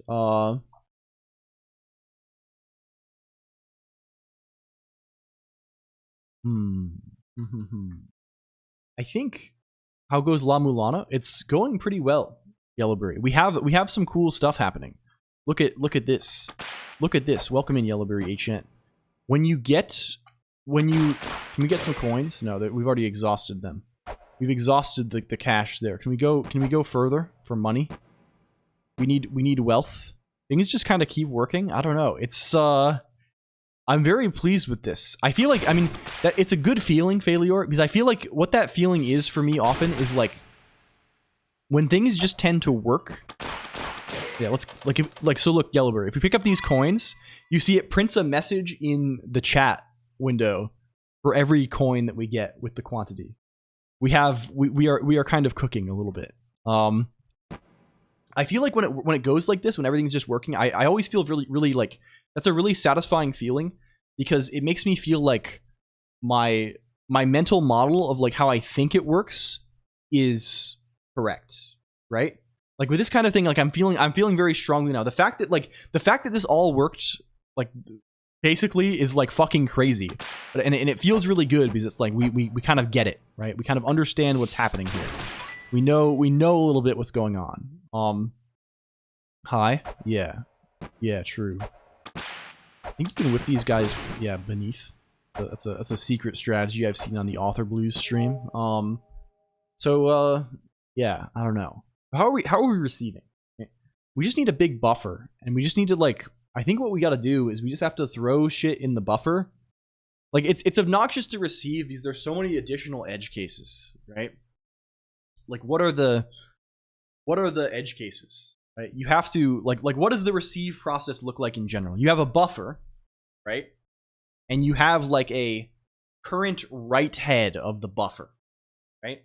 And the current like write head of the buffer is the end of the thing we wrote to the buffer last, right? So when we receive, we're receiving, it's giving us back a count in bytes probably, right? It's telling us, hey, you received 40 bytes, right? And then it puts those bytes at an address that we give it, right? The way we probably want it to work, right, is we start off with just a big buffer with like a kilobyte or something, and we say, okay, let's try and receive at the start of that buffer. Once we receive there, we want to update the place where we receive next to that start of the buffer plus, however many we actually managed to receive, right? So if we received 40 bytes, our new spot is like, it's the start of the buffer plus 40. But then every time we receive, we also want to process from the start of the buffer and see if we can grab lines off of it. Our protocol is line-based, where a line is ASCII text delimited by the new line character. Okay? So once we've done that read for a given receive, we need to watch out for that. We're not doing any of this yet. I'm just kind of like getting it straight in my head. Once we do that, we also want to check, okay, scan from the start of the buffer to the first new line. If no new line occurs, do nothing. If we do receive a new line, what we want to do probably is we probably just scooch everything earlier in the buffer actually at that point, because we don't want to go off the end. So we probably mem move everything to the start of the buffer and subtract whatever distance we're mem moving from the formalized. Yeah, there probably is something. This is probably the way we have to do this. It's annoying. It's annoying enough to do this kind of shit even in like something that has a nice string type. In C, it's especially annoying because it's C, and this is like the thing that C is most annoying with. The other consideration here is we can't block. I hadn't thought about that part yet. So we cannot block, which means like normally, like if you were to write just like a normal single-threaded network server that's monitoring one socket, right? Just like listening on one socket and stuff. Like you're just gonna write a while loop where you try and receive over and over again. The problem is we can't do that here because receive blocks, right? It's gonna block the thread. So like there's no like, what are we gonna do with that? Like there's no like, good night 0x539. Thank you. So we need someone to do this asynchronously. There are a couple of ways, right? One way would be to throw the thing in a background thread, but I think that's a little too complicated. I think that's a little too much for us. Can we shout out 539 also, or Leet as they're known? Thank you for water also. The 0x539. There it goes. There it goes. Out of tea, but I still have normal. Sounds perilous indeed. Yeah. On Linux, what I would do is I would probably set this to non-blocking mode. I would either set it to non-blocking mode and try to receive. What that does is it makes it so receive always returns instantly and just like tells you, hey, there's no data yet. So then you just check it once per frame, and then when there is data, you actually do the. Or alternatively, you can do something like a I don't know, like there's like select and pull and epull, and those will just like tell you if something is available to read before you actually try. So it's a similar experience. But I think probably if we can just set non-blocking mode, that probably gets us most of the way there. And then we just try and do it every time. We do manage to actually read some stuff, then we're happy, right? So let's on Linux, I think this is just like a set sock opt situation. On here, I don't know for sure. I'm unsure. We can see. I mean, this one looks kind of easy. Eclipse.dev. Sub async. Oh, I see. This guy. I really probably should. The thing about I probably should like rework. If MQTT is not too horrible, I should probably rework my like protocol to use this instead. because my protocol is like broken. Its handling of strings is fundamentally broken in that it doesn't. It's relying on like it's being very lazy. Yeah, I'm gonna distribute to others. Yeah. You've crossed the line. I don't know actually. Hello, your Papa G. Welcome in. Thank you for the follow. I don't know. I don't even know what SQS is really. Yeah, I don't want them to have to need my thing, right? And really, if I was going to distribute this for something like crowd control, I would just like make a separate program rather than the message bus, right? I would make like a guy that just like speaks the same protocol as the message bus, but is just like a native Windows application that just does everything, right? Is the bus and it talks to Twitch and it's pretending to be the same thing. Is not. I think that's probably the way to do it. Simple queue service. Hello, Wazi Kamawada. Also, good morning. Yeah, I don't know about these guys. I have to depart early today. Good luck. Thank you, Wind Up Boy. I appreciate this. How are you guys? Greetings from Ecuador. Greetings from the United States of America. Pixel respect. Welcome. Hello. Greetings from the computer. It was their first service. I see. I mean, our thing is basically simple. Like, I don't know. At least it's something like that. The thing we are building a client for a service is the thing, right? Like fundamentally, we have our abstraction is like higher than like, you know, like it's not just raw TCP, but it is like we just need to make a client for it, and inevitably, like the thing that your OS speaks is just plain TCP, right? So at some point you have to like, you know. Hello, Hetanis, though. Appreciate all you kind creatures. I must go clean my garage. Well, good luck. Good luck. The thinnest looping country, Ecuador. What are we cooking today? So what we have done so far, Wazi Kamawada, is we are putting together. We are trying to do modding of a Windows binary game. We have made some progress on that front so far. We have managed to put ImGUI in the game. And we have managed to make ImGUI affect an in-game stat, and also have changes to that in-game stat be sent back to Emacs over the network. Now we are trying to make Emacs send its own stuff back. This is this crazy Stewie Pong shader. I had not realized this was Stewie. This is kind of huge. Yes, you can do wild stuff. There are some additional uniforms that I think are poorly documented, if at all. That you can do things like you can make the thing be influenced by like my mouse cursor, and like so we could actually play Pong, but like of course this probably depends on a little more veracity than this shader. You know, it's probably a little more like yeah. But you can make them like follow my mouse, or even I think my neck tracking as well. And like how my eyes being open or closed, and also react to chats. We should really document this more. But like so, for example, Wazi, if I break this and pick up these coins. You see, it prints the money I have in the game. This number up here, into chat. And I could do anything with that now. It's like it's been exfiltrated from the game. And also, I can drag this slider we made and just give money to myself. Right? This just always reflects the amount of money we have in the game. And we built this. Right? This is just like something we're rendering inside the game. So we got to go the other way now. Now the method is how do we invert? Hello, Fizzbuzz. Stu, indeed. AWS is a sub. I probably couldn't explain it to you.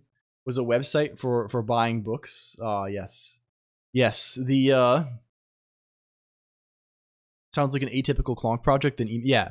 I mean, I am kind of interested in the game in the I don't know the how do you say? Like ROM hacking, game modification stuff in general. I'm not really interested in like making mods so much. I think this quickly turns into the same feeling as making games, which I am like. I would rather just make a game, but because it's a lot of I only have so much game making juice in me, I think, and like I would like to spend that effort wisely. But I do have a lot of programming juice in me, so like.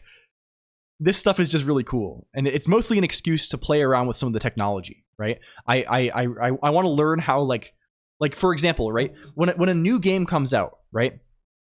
When Sekiro comes out, or Elden Ring comes out, or Baldur's Gate comes out, or like I mean like games that don't have like well established like tools, right? Like something like Skyrim, like it had there's like the creator kit, there are modding tools, but like the Souls games, for example, there are no modding tools, right? At least not first party, right? The game is just like an exe and a bunch of DLLs and a bunch of like opaque assets, right? Binary files. Like I always wonder, like there's always like mods like fast for these things, right? And I always wonder like how are they doing this? Like some of the time, of course, it's like they're building off of existing work for similar games. I think that's how it is for like something like Elden Ring. But like in just in general, how are they doing this at all, right? How are they modding the video game when they don't have like, you know, right? So like this is kind of what we're trying to explore. I have like a vague idea of how this happens. But we are trying to enhance this understanding, right? Get it to a point where we know a little bit more. Hello, Mistress Kel. Welcome. Hi. Arcane wizardry and occult insight. Yes. I mean, and we are trying to develop our mastery of the arcane, right? To gain an enhanced understanding of the mystic art is always our aim. So, yes. Hi, Mistress Kel. I hope you are well. So where is the guy? Where is the guy? If we're going to be receiving, we probably need a buffer. That's step one. Let's say the buffer is, I don't know, 4 kilobytes. I know slightly more code than when I last checked in here. Well, it's great to see. What have you been learning, if you don't mind sharing? This is always exciting stuff. It's wonderful to see you again. C++. Oh, I see. This is very good stuff. Very very slowly. Are you learning it with like the intention to do like games stuff? I know this is a place where C++ is pretty popular. Slightly less on account of not practicing at all. I mean, this is fair. Okay. So let's just write bus receive, and we're gonna make this take nothing. And this guy, like, maybe we call him bus receive and dispatch. Ultimately for game dev. Very cool. Very cool. Very cool. Finally secured a job though. Oh, congratulations. Good luck with this. Are you hell yeah. Are you learning with the intention of like working with like Unreal or something like this? I know this is a popular. Sorry if I'm prying too much. I'm just like always curious, right? Like why people are like what people's motivations are to do I don't know. Maybe it's pure voyeurism. I apologize. I'm being horribly rude. So let's see. Maybe we don't bother with this. Maybe we just always. I think we do. That's what we do. Okay. So what are we doing here? We need to, first of all, set the socket to non-blocking mode. WinSock 2 non-blocking. Is there just like set sock opt in this? How to make send non-blocking in WinSock. IOCTL sockets. F ion bio mode. Okay. Cool. Hey, cool. Is this it? Neat. Hey, neat. Where? Okay. What type do you want for mode? Are you're U long? Can I just say like UN64T mode equals 1. IOCTL sock FI on bio. I assume this is F. Okay, let's parse this. F means flag. IO means IO, input output. N means non. B means blocking. IO means IO again. So I'm gonna parse this as IO flag to set non-blocking IO. I don't know if that's correct or not, and we are turning it on. Maybe we'll see. I learned Arduino during Mech NG, so I'm trying to get into game dev with C#. I think maybe Godot Unity. Well, good luck. Hello MTD. I know a lot of people are. Godot, I think, is probably a very good choice to learn. Godot is getting strong. A lot of people are making shit with Godot, and being open source is a strong advantage also, especially when it's already as far along as it is. I have not used it myself, so I cannot either recommend or condemn. Gotta write your own. Yeah, I mean, this is the choice I have made, right? I think this is a good. I mean, I think people like you don't need. I mean, it's a sort of a false dichotomy, right? You don't need to write your own engine. You can just write a game, though, right? An engine is not necessary to make a game. You can just make a game no engine. And this is probably actually like, it depends on what your background is. I think I am pretty strongly of the opinion that like this is probably more fun if you're like into programming, and also like maybe easier. I don't know. It depends. Yeah, that's me. That's me. Big time. I've been quote unquote working on a quote unquote game for like 2 years. And 90% of the stuff has been not the game. And not because like, there's so much to do. It's because I keep distracting myself with like interesting engine things, right? Yeah. Answer your question. It's unfortunately not a game dev job, just full stack web development. Oh, I see. Going back to June. Yeah, I see. Well, I hope you can get there. I hope you can get where you wish to be. Heard Godot is a bit harder to write stuff. Yeah, I don't know actually. I bet I would have a much easier time writing something in Godot than Unreal. Unreal is a beast, right? It's a beast. Yeah, but I don't know. We have basically made a reasonably competent little 2D engine guy that we like. I guess it's 3D, right? It's we're working on. I should. It's been forever since I've ostensibly like the game I am working on is this guy called Oubliette of General. It's like a dungeon crawler. It runs like shit because my shader overlay. Let's kill that. The shader overlay is making him run like ass. He's like a little dungeon crawler type dude that also does this. This is his purpose. And I have been neglecting his game part. No shit. Okay, we'll resurrect. We'll resurrect him. Yeah, this is the Unreal that I know was I remember I definitely like read a bunch of Unreal script tutorials. I mean, GD script does this. I mean, like Godot does this too, right? There's like it's GD script. I'm sort of, but Godot also has. I have not used this stuff, right? I don't feel confident in my ability to use a game engine effectively. Like like I'm bad at using this. Like it's so complex. They give you so many options, right? I'm kind of bad at using this sort of graphical software in the first place. I don't think I like. I'm very far from like the world where I want to be using one of these things at all. It's just so much, right? But my impression is like Godot, you can write, like there are like adapters, right? You can like write almost anything for it. I assume that you can build like a DLL out of, basically. It's too much, yeah. Like, I mean, like, yeah, it depends on what level of understanding you're comfortable with, right? Like for me, like I get really like annoyed when I have to like be presented with something that I don't understand, I guess, right? Yeah, GD extension is the thing I'm thinking about, right? Like when there's like an option, like I want to know what all the options mean and do and kind of how they work a little bit. I want to know like how the thing, like I want to know more about the thing, right? In something like Unreal that's so huge, like I'm just never gonna like, I mean, I probably, if I spent like 10 years, right, like at a job, like I would probably build some kind of intuition for it, but it's not like comfy, right?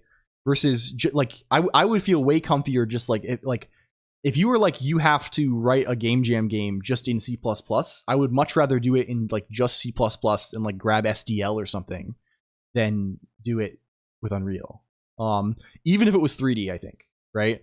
Like even like there's a point where it's like it crosses that line, right? But the point is very far. I think, and I think part of my goal in learning is to push that point further and further, right? Like I don't know, like I want to expand the scope of like the things that I feel confidently capable of, like while understanding how they work, right? It's all very draining. Yeah, it seems unpleasant, right? It seems like there's a lot of like, I don't know, I don't even like, it has no appeal to me at all, right? It's like, do I really care about this enough that like I want to like go and write some shit for like some mobile game just so I can say I work in games? Like, no, like I don't care about games. I care about the games that I want to make, right? And I'm not going to be doing that unless I'm making them myself, right? I have no idea how to do that or where to start, and that is overwhelming. I mean, if you need tips, I bet it's way, what I would say, Mistress Kel, is I bet it's way easier. Yeah, so Elflands, yes, this. So Elflands and the hypothetical card game. The card game. I can't make my own tools. I bet you can, right? A good place a lot of people like start is there's this thing called Raylib. Raylib is fucking very sick. Raylib is very cool. It's a C library, so you can use it from C or C++, and there's bindings for like, you know, Rust and bindings for like everything, right? And it's just like very played straight, very simple, right? Like you get a window on the screen by, you know, saying init window, right? Like it's very, very like you can just say draw text, right? You could say put image on the screen, right? There's 3D stuff, right? It's a lot like here's a first person camera, right? They like set a camera, right? They like make some geometry, right? It's mostly just like you can draw cubes, you can draw planes, right? Like it's very simple. I think this kind of thing can be, it does Raylib is great because it papers over the rough edges, right? Of like, if you want to directly do this with like OpenGL or something, it's going to be painful, but it's painful for reasons that you don't give a shit about. This is something that I like thought a lot when I was starting. Like there's all this bullshit, and it's like, I don't care about this. I want something that's like kind of opinionated to like put a cube on the screen, right? I don't want to like think about GL triangle strip, right? I don't want to think about fucking like, yeah. So this kind of stuff is this can be really good, and it's also going to be like, it's going to like the thing you make with it is going to be very small and very fast. So yeah, like you can see it. It's in the browser here. Wow, we can walk around this cool cube realm. It's eating my camera. How about 2000? Yeah. I mean, like that's the thing, right? It saves you from having to write 2000 lines of Vulkan to draw the triangle. Because like, you probably just want someone to tell you what to do about that. You know, you can figure that out. That's the kind of stuff that you kind of get into once you have once you have a handhold, right? Handmade Hero is a good guide, especially to like how to structure these things, right? Handmade Hero, I think, it does a lot of this same stuff, just like using the raw like Win32 API, right? But I think like something like Raylib or something like SDL especially can be like, if you kind of like swap this out mentally, a lot of the stuff still applies very well. Hello TV Josh also. So I don't know. who knows with this stuff? It's like word up, yeah. Really probably there's with 3D especially, I'm feeling the urge strongly. Like I think the thing that is going to teach me, like I'm going to use to finally drill more math into my head, is just like doing a software renderer. I think this is like probably the step. Just like doing a thing where like I'm doing some 3D graphics, but my interface is just like I have a big array of pixels and I have to compute what goes where. I think this will like be very, very educational. In the long term.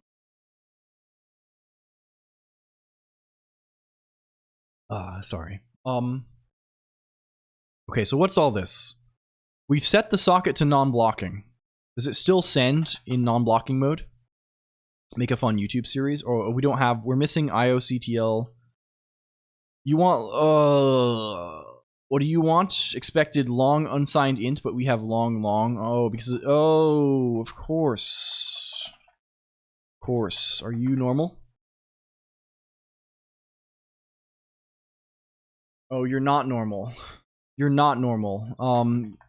Long unsigned int mode. Okay, socket, of course, we're calling it on the wrong guy because we copied things. Like, it would make a fun YouTube series. Like, yeah, CPU-based renderer, right? Just do it all, right? Because ultimately, like, that's what your GPU is doing, right? Like, the interface you have to the screen is, like, there's a big array of pixels, right? That's what this window is. This window is, there's a bunch, there's whatever the resolution is, there's, I don't know, 640 by 480 array of pixels, and all that graphics is determining what color each pixel is. Like, literally, that's all every graphics thing is, right? All fucking, like, Unreal Engine is, like, the graphics part, all the renderer is determining what color every pixel is in a big array every time, right? So 60 times a second, or whatever your frame rate is, you have to determine what the new color is for all of these pixels. So you can use a GPU for that, and a GPU lets you do math that lets you figure out what colors are better, right? Because it's good at doing the sort of math that you might want for doing, like, projection of a 3D scene onto a 2D plane, right? This kind of shit, right? Or transformations in 3D space, or, like, you know, this kind of stuff, or like rasterizing, right? Like filling, like converting a triangle, like, as a vector into, you know, the pixels that it's going to be mapped to the thing back, and then, you know, this kind of shit, right? This is all, like, the GPU is not anything magical. It's just, like, special hardware for doing that shit fast, right? You can do anything a GPU can do on a CPU. There's no difference, right? It's just, it happens to be faster at doing it. So like, like, yeah, like, if you want, you could make a fully 3D game just, like, with a bunch of, you know, plain old code, right? Plain old code and math. Just fill out your array with pixels, right?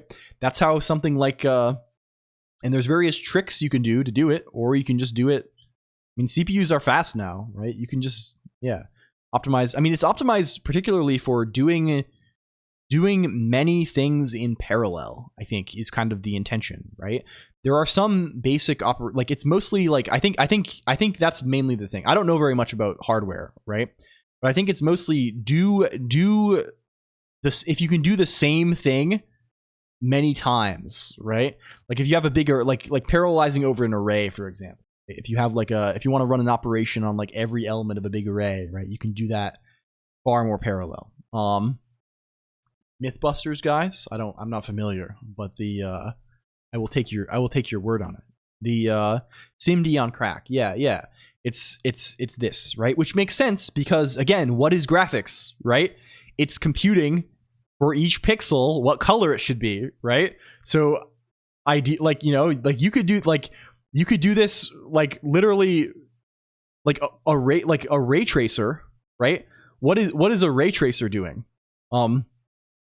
Like, what does it mean to like what is the idea behind a ray tracer?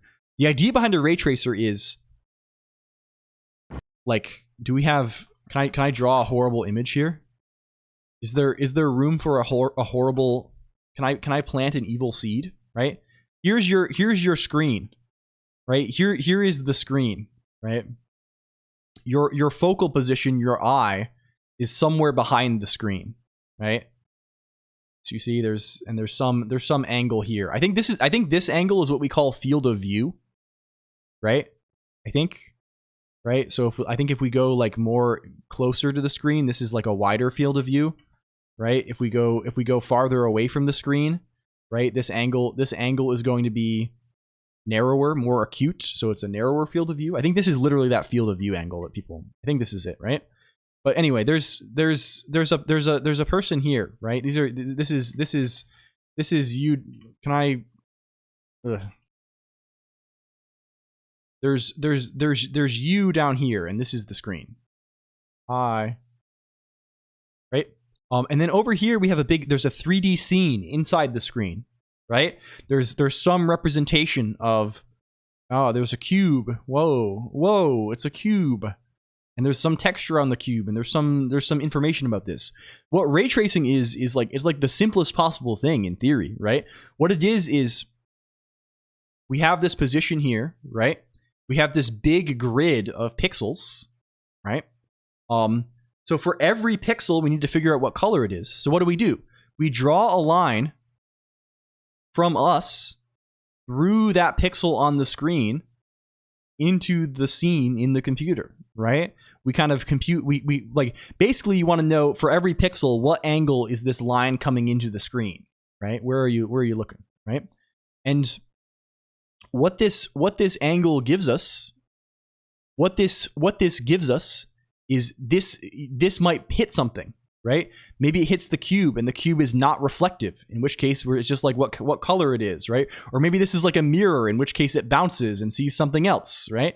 This kind of thing. And then you just do this for every pixel, and then you have the image, right? Like, of course, like figuring out how to represent all of this stuff and make it all kind of line up nicely is good. But like this is like ray tracing is like the simplest thing, right? It's okay, every pixel, just like draw a beam, draw a ray, see what it hits, bounce it if you need to, get the color, right? Like, so like all of the other stuff that we've come up with for graphics, like all the fancy rasterization stuff and trying like all this stuff, right? This is all like because we couldn't do this, and we still can't really do this. We kind of do this in like you can do this in non-real time, and you can do this in like. There's like fancy hardware that like lets you do kind of this. I still don't know entirely how all of the NVIDIA shit works, but it's like way more involved. So like we fake it, right? But like eventually, I hope, I assume things will get quick enough that we can just do this, right? I guess it's kind of a balance between how fast display resolutions like grow versus how fast computers get and GPUs get. But like this would be ideal, right? Like you can just have your like and for this, right, since you're not using like you don't even need like triangular geometry, right? You don't need to rasterize things. You can draw a perfect sphere, right? Because you don't need to like do this, like you can just have a perfect sphere and see how the ray interacts with that geometrically, and like you can just represent everything as just like, you know, like math rather than as, yeah, I don't know. I know little, and I'm probably speaking mostly out of my ass, but this has always seemed very cool to me. Hello, Psychic Refugee. Thank you for the streak. Welcome in. Are we adding ray tracing? No, we were just yapping. LG, did you? I don't know how much you have followed. Did you see our current level of innovation? We have pbrt.org. Hell yeah. I will actually take this. Look at this. If we get into the video game, if we get us in, please. It still needs to get crushed to your 2D screen or whatever. Yeah, of course. You'll see we have 0 coins. If we smash the pot and we pick up coins, you see it says 2. If we move over more, it prints every time we get coins. And also this thing updates live, this ImGUI slider. We can update this guy live, like as we get coins. And also if we drag him, like this actually affects our coin counts live for real. And of course it prints in chat as we are actually changing the guy.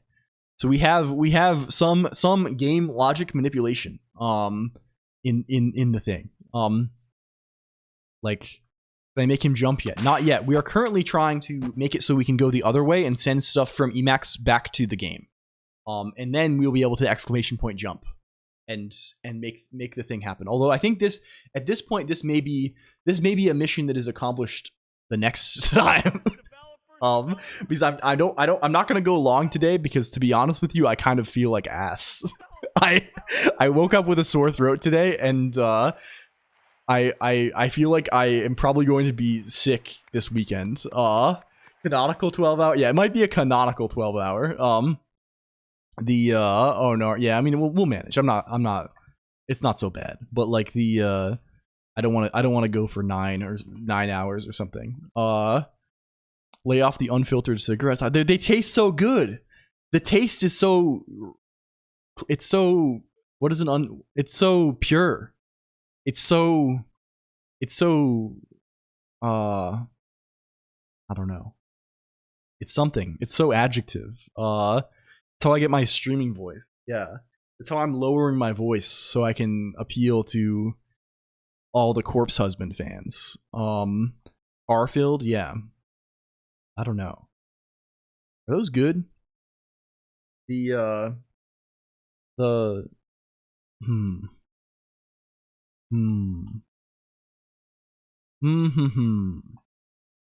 So let's just be normal, please. Equals receive bus. How do we know? Let's say int end equals Stirlen bus buffer.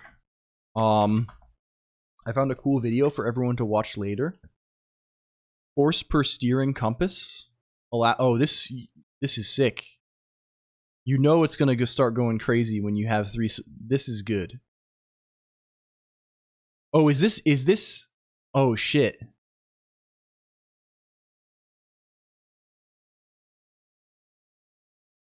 Is this naval navigation? No, this is on land.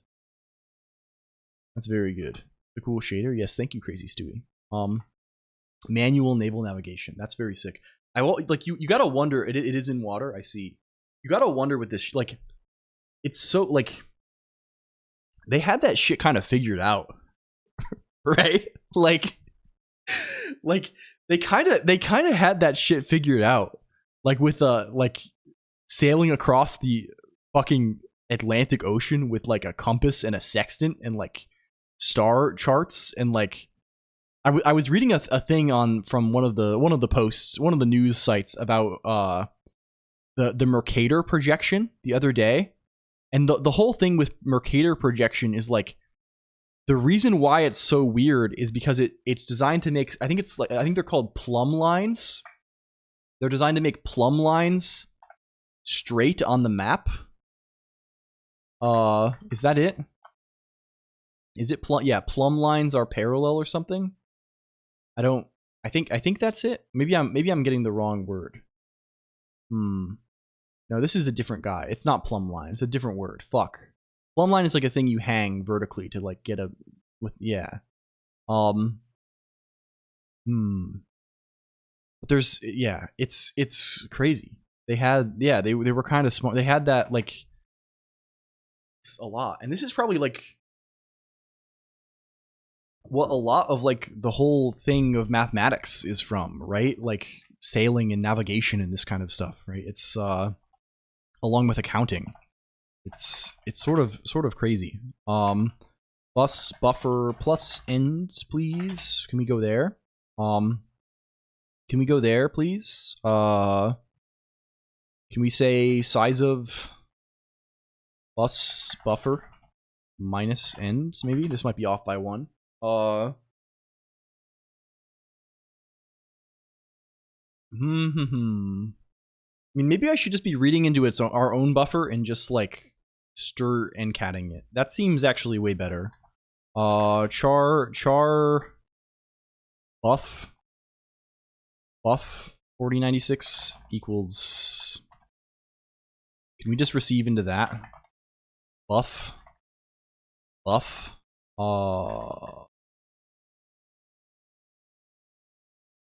Let's just go there, right? If we say receive from bus into buff, size of buff, and then 0 on the flags. right? This should actually be size of buff -1. We probably want to make sure that the final thing, the channel you'll like, I'll link it on the Discord. Please do. Thank you. Does this 0 initialize? I think there was a recent... Oh, do I have to memset? Fuck. C0... I have to say this. There was a change related to this on the new GCC release. That was like the thing on... Were they talking about this? GCC? Where is it? Yeah, this was the one they were talking about. Yeah, 0 initializer for... Oh, this is for unions only. 0 initializer in C or C++ for unions no longer guarantees clearing of the whole union. If initialization of the whole union, including padding bits, is desirable, use just this. So is this, like, what is it? Okay. C initialize stack array 0. What is the thing to do? How to initialize array to 0 in C? Global, okay, I know this, right? Local variables, if it's partially initialized element, you can write this. What about just... Okay, this discussion. Memset is not obviously correct, it only works for... Okay, sure. Is an empty initializer list valid C code? Empty initializer list is not allowed. That's in C99. C23, from C23, empty initialization is allowed. If the initializer is the empty initializer, the initial value is the same as the initialization of a static storage duration object.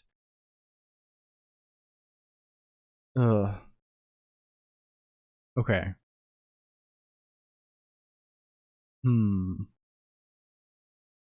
I see. So pedantic warns this. Okay, we're just gonna say this. This is probably better. We don't even need this. Whatever. This is fine. Yeah, I think we got there. Hello, Wafflex. Hello. The whole thing is goofy. We have to fire back. Someone shouted us out. Science shouted us out, so we must fire back. You know the drill. You know the drill over there. GCC 15 page says to use this. Yeah, but I don't know if this is... The semantics have swapped, right? I don't know if it actually does the right thing just to say this, and especially if we're not in C23. I don't know. That's a very annoying thing. It's very silly. This is a beautiful language, yeah. Wake me up. No, I don't think so. Let's say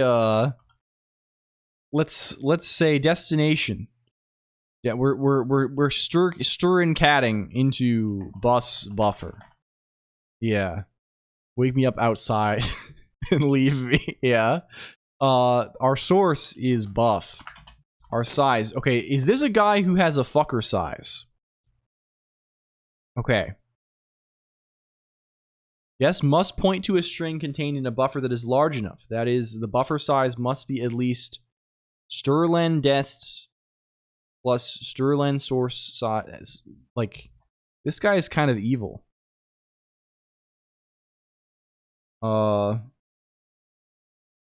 This is evil.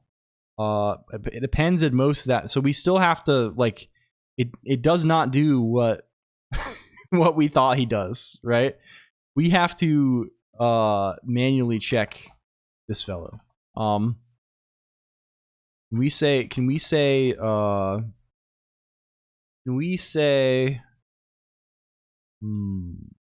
what do we need?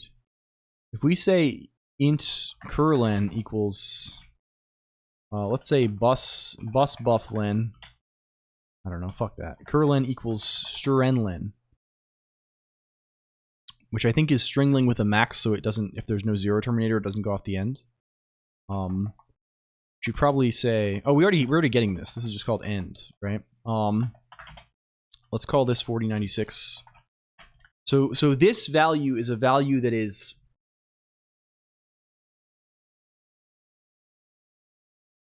what can we know about him? Maxlen. Okay. This is inclusive. Never looks beyond maxlen -1. Aren't you just using mem move? We probably could I think we have to do similar math either way. I guess we probably should just mem move this instead of... Yeah, you're right. Yeah, you're totally right. Let's just do that. This does not need to be a stern cat. So if end plus len greater than so len we have to consider, right? If the buffer is full, the str n len will be 4095. Let's say 4095 here. Right. Hello. Yes, I'm well. I'm well, thank you. No, I think I'm fine for now. Okay. Please enjoy.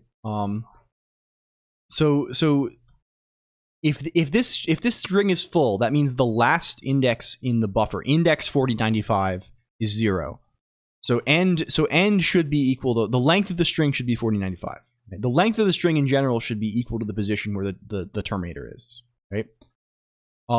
If end plus len is greater than 4095, right? Which means that we can no longer fit the length of this whole thing in the buffer plus terminator. I mean, I guess there is no trail. We don't even need this, right? I guess, so the reason why I want there to be a trailing 0 is because I want the contents of the buffer to be a valid string. Right? So we will manually write a trailing 0 should we need one. Because, you know, like, I want to be able to use, like, our protocol is line-based, so I want to be able to use string functions safely on this buffer. I want to be able to say strtalk, I guess. Well, I guess it's maybe easier just to do it all with mem copies. Sure, whatever. We just... And, like, this is useful because it lets us keep track of... You know what, let's just do it all like this. Fuck it. Size t bus cursor equals 0. Like, fine. We don't bother with strings at all. We can just loop over the thing manually. A size t bus? Yeah, true. Yeah, true, actually. If bus cursor plus len is greater than 4095, then we panic receive buffer overflow. Otherwise, we know it fits in the buffer. In which case we just memcopy that shit, right? We memcopy that guy. We memcopy from, this goes dest source. We memcopy from bus buffer plus bus cursor, and our source is buff. Our user controlled bus size is apparently against TOS. Wait, is this actually illegal in the realm of tuber? Damn. Can't we have anything? And we want to copy of length len. This is very good. Very good indeed. Okay, well this will at least allow us to receive some data. So once we have this, we would like to set bus cursor plus equal len. Okay, so now we are like bus cursor should be the index of one element after the last byte that we read. So if we write, that's the first byte we can write to without smushing anything. So once we have that, we want to see if we can get any lines off of this guy, right?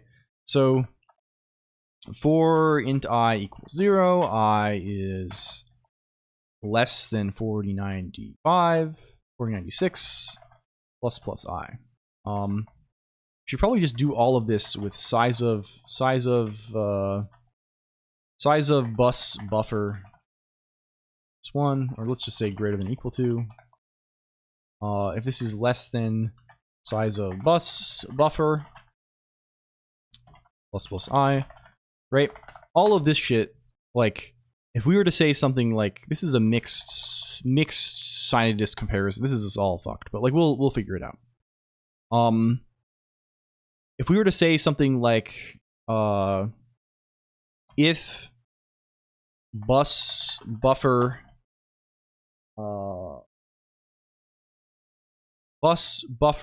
I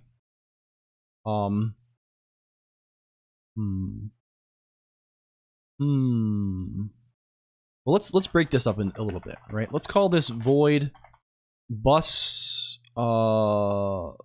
handle line, right? So, and this guy will be bool, right?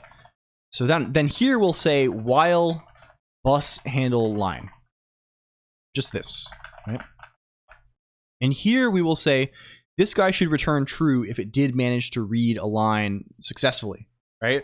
So what this guy can be is read from the start for int I equals 0, I is less than size of bus buffer, plus I, read from the start of the buffer, and if we encounter a new line, right? So if bus buffer I is equal to this character, what do we wish to do? Well, what we wish to do is we wish to handle that line, right? Which means we're going to call bus handle message, right? And the string, what we're going to do is we're going to do a little trick here, right? We're going to say bus buffer I equals 0. And then we're going to handle message bus buffer. Void bus handle message. This is going to be the thing that actually like has the logic for what we handle. And he just takes a string. So let's be consistent with our naming scheme here. And now since this is zeroed out, right, this should be a string where the last character in the string is the character before the new line. So we have a string with no new line. Right? Next, what we want to do is we want to mem move everything starting at the character after this one to bus. Like we want to delete these elements from the buffer. So we want to move everything following. This is not strictly the most efficient way to do this, right? Probably the more efficient thing to do would be to keep track of, like, only move once if possible, right? But whatever, doesn't matter that much. It's probably fine, and it's the same, like, right? It's not going to be a huge. We are not trying to like be as fancy as possible here. I don't want to. The lack of bookkeeping is more appealing to me than making the thing slightly more performant. It's going to be simpler. So let's say here then mem move. What's mem move is just mem copy, but it can be overlapping, and it is overlapping because we're copying within the same buffer. So our destination here is always going to be bus buffer. Our source here is going to be bus buffer plus I plus 1, I believe. I think that plus 1 is a critical bit because just bus buffer plus I, it starts at just this 0. We want to take that 0 off, and this makes sense, kind of, right? Because we're like, this I is an index, right? And we are taking off a length, right? Similarly, the length should be I plus 1. Let's say explicitly size t len equals I plus 1, and then in fact just make this a size t. It's fine. We're keeping it positive. We're keeping things positive around here. So what then?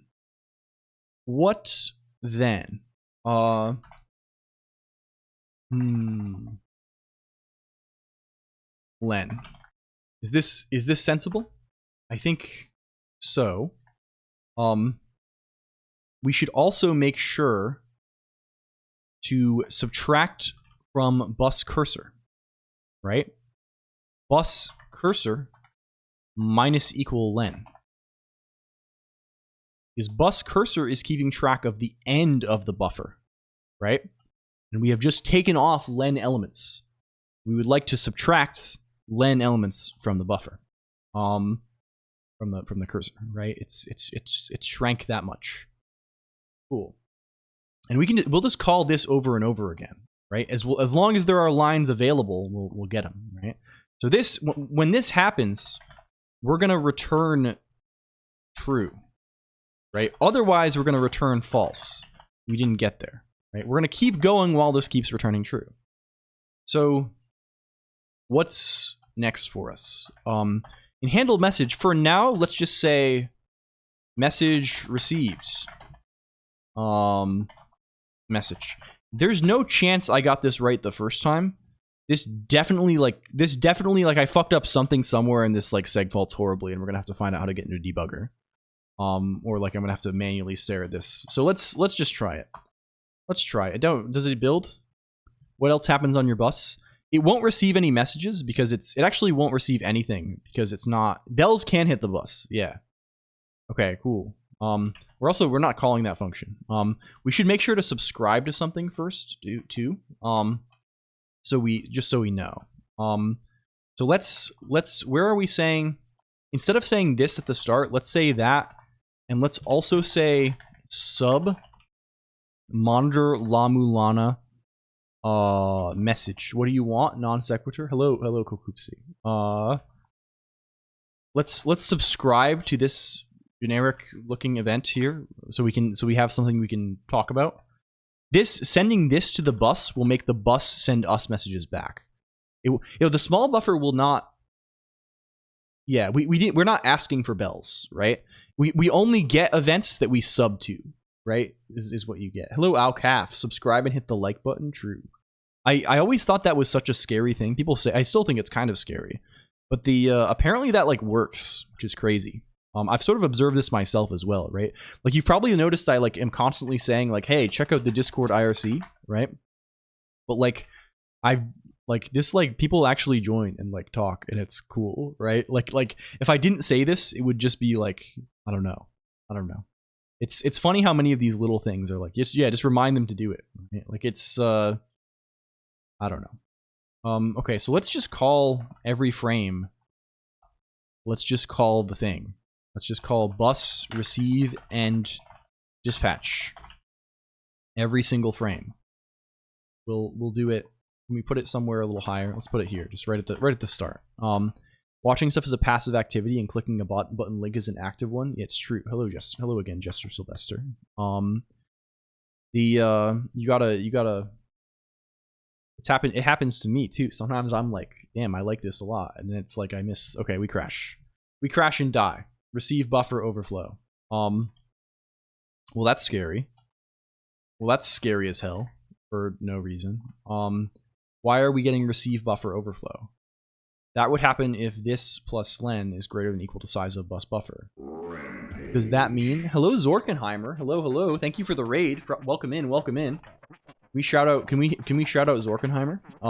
We are kind of in a weird spot. Zorkenheimer, if you don't know, Zorkenheimer does a lot of like I think like NES homebrew stuff, if I'm not mistaken. Maybe I'm wrong. Yes, hell yeah. You should check out Zorkenheimer for sure, for real. They are very cool. Today, yes, that's probably what is happening. It's probably a receive error. We're not checking the error case, or something is going on. What we're doing today, Raiders, hello, I'm LCOLONQ. I'm a guy. I like the computer a lot. What we're doing today is we are. Can I comment out the thing we just added that's breaking? We are modding a game from 2012 called la-mulana. We have grabbed a bunch of addresses from the game using Ghidra, which is this cool reverse engineering tool that the NSA made open source. We've used this to decompile the Windows binary for the game, and grab some addresses. And we also built this binary hooking framework thing that lets us like write our own code into the game. By using this like little like DLL thing. It's a whole thing, right? But we can basically make, given the address of a function in the game and the address of one of our own functions, we can make that function in the game call our function instead, while we are still able to call the original function using this technique called a trampoline. Yes, it's a wood block situation. Yeah, it's literally exactly that. Yeah, we got it.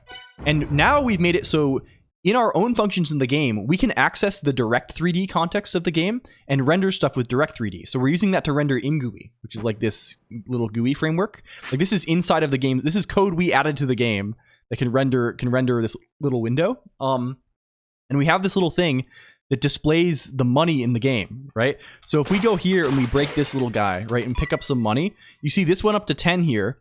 This also went up to 10. And also in my Emacs, it says, la-mulana says hi, a number. And that's the game connecting to the network and sending over a socket, like, you know, how much money we have whenever it changes. Hello, Luke7982, welcome in.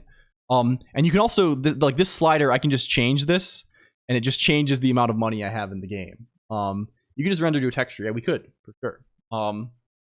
So, well, it's nice. It's cool to like actually see it in the game. So what we're trying to do now is we're trying to just do like some bookkeeping to like receive things from my Emacs back into the game. So we can do stuff like have a command in Twitch chat to like make the character jump or like things. So we can do kind of like crowd control-y things. The eventual goal is to like build like a note-taking application for the game where people can like have like collaborative notes in game. The binary is unmodified big game IQ. It's all memory shenanigans. The way it works is we're just running the binary in a certain folder, a certain directory. So like if I look here, right? Can we get hello? Can we like the binary is running in this folder, la-mulana runtime, which is like the game folder, but we have some extra stuff in there. Notably, the extra stuff is this dinput8.dll guy. You'll notice this is a symlink to this to inject la-mulana in the parent folder. So what we're building in that DLL is it's pretending to be that dinput8.dll and it's exporting the same symbol. So at runtime it loads this guy and it like behaves the same as that guy, but it has extra stuff happening in the DLL main that does our dirty tricks, right? I should ask. I'm being rude. What were you up to today, Zorkenheimer? If you're still here, what was today's objective? What was the stream? I would love to hear about it. If you're not here, please don't. I'm sorry I yapped so much off the rip here. I gotta get better at that. You know what else would be cool? Nico style chat from the stream going. Oh yes. Some image conversion stuff for NES and SNES. Oh hell yeah. Very, very cool. I gotta explore the NES stuff. I've been doing a lot of Game Boy and Game Boy Advance homebrew shit recently. Like I wrote like a your streams are sick. I wrote I wrote an assembler for the Game Boy, and I've been writing like I wrote an assembler for the Game Boy Advance, and I'm working on a compiler on top of it for like a weird little guy. So I've spent a lot of time dug into those docs, but I gotta branch out. I gotta branch out and also finish existing projects. Yeah, do you know Zorkenheimer? You might know. When I was at MagFest this year, I encountered the Twitch streamer Puke7, and I think they were selling an NES homebrew game that they made. I don't know if you're familiar. Maybe you like I don't know. But it's cool that there are like multiple people doing NES homebrew on here. Yeah. Yeah, no, I bought the game. Hello, Ari Kijin. Welcome in. Thank you for the follow. I should also say, if you're new here, you can check. We have a Discord channel. It's one channel linked to an IRC server. It's a thing. It's a whole ass thing. Hello, Wet Slugs. Welcome. Are huge Puke7 fans? I see. ARM assembly for 3D. I mean, you have to use ARM assembly for anything on the GBA. GBA is just a 32-bit ARM chip. So we have one of my other projects that we are working on and off. We're friends with my friends GF. I see. Very sick. Is this thing called we have an assembler for. I mean, you can use C, but like you're building it to. I guess what I mean is you're building it to ARM, right? If you mean for performance for 3D, maybe so. We have the GBA is kind of like hefty enough that you can use compiled languages sensibly, compared to something like the Game Boy. But we have assemblers for ARM and Thumb, which is like the 16-bit like 16-bit alternative instruction set for ARM in Emacs Lisp. So like we can write our assembly in like a funny little way where it's like embedded in a Lisp program. Is kind of cool. Yes, you can use Rust also. I think there's like LG was talking about Bevy support on the GBA. Like you can like there's a lot of stuff. There are like high level GBA engines, right? We played with this guy a long time ago on stream, which is like a big hefty C++ kind of guy for doing stuff on GBA. Hello Bug VT, also welcome. Hello. Bevy has been adding the no STE support lately. Yeah. So I don't know. There's cool shit you can do. Retro computing fucking rocks. You should. It's way more accessible than I like anticipated. Like you can definitely just like make shit for old computers. It is very cool. Yeah. Thank you for boosts. Hello. It is sick. Yeah. I don't know. Let me check this error condition. I love working with retro stuff. Yeah. It feels very gratifying, right? It's really nice to be like in, at least on these like especially old guys. It's nice to have restrictions, and it's nice to like be like really in control of the machine and know like everything that's going on, right? Like you don't know everything, of course, but like you can kind of like narrow. I find it's like nicer to like narrow things down almost, right? Because like when I'm the only code running on the guy, right? It's really satisfying. And it makes I don't know, it's good fun. It's very good fun. This sort of stuff sort of has a similar appeal. This is like the opposite end on the spectrum of control in that like the huge majority of the code running is not ours, so we have to be a little bit we have to play a little more carefully. So here we need to check receive. You just return like you're signed, right? You're a signed fellow. So can we say if len equals, I mean, let's just say if you're less than 0, like return. Yeah, cool. I probably need to check if it's like the right error. If it's like the E would block or whatever, but I don't want to like. I used to mess around with the official Nintendo 3DS CTR SDK, and even with Nintendo's official examples, it's still a hard console to program for because you only have 128 megabytes of RAM on the old 3DS and 256 megabytes in the new 3DS. I see. We need to uncomment this so it crashes. Okay, crash please. Also have the CTR downloaded. I see. Cool. I'll get there eventually. My goal, I think, overall, like, is like side project stuff, is I wanna eventually play with like everything, right? I want to do PS1 stuff. I want to do NES and SNES stuff. I want to do like fucking WonderSwan, right? I want to do like everything, right? To a certain extent, right? At a certain point, I think it gets boring because it's mostly just like PCs, right? The Atari 2600, you have 128 bytes. Casio Loop, yeah, I don't know. I'll do whatever, right? Mostly things that I have like some nostalgia for, but like I would love to like get a feeling for what it's like to like what is it like to make a little piece of GameCube homebrew, right? What does that feel like? What do you have, right? What do you have on the PS2? What do you have on the Dreamcast, right? Like it's okay. If we send a message, is the message received? Can we hot reloading for this? Yeah, I do really. Like having to watch this title screen 100 times sucks ass. Can we say wpub? What did we call the event? What's his name? Monitor la-mulana message.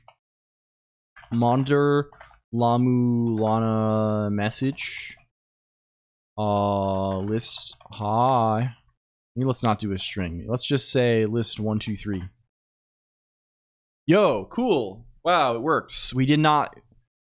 Man, I was like, we're gonna totally fuck that up and be in memory hell. 4, 5, 6.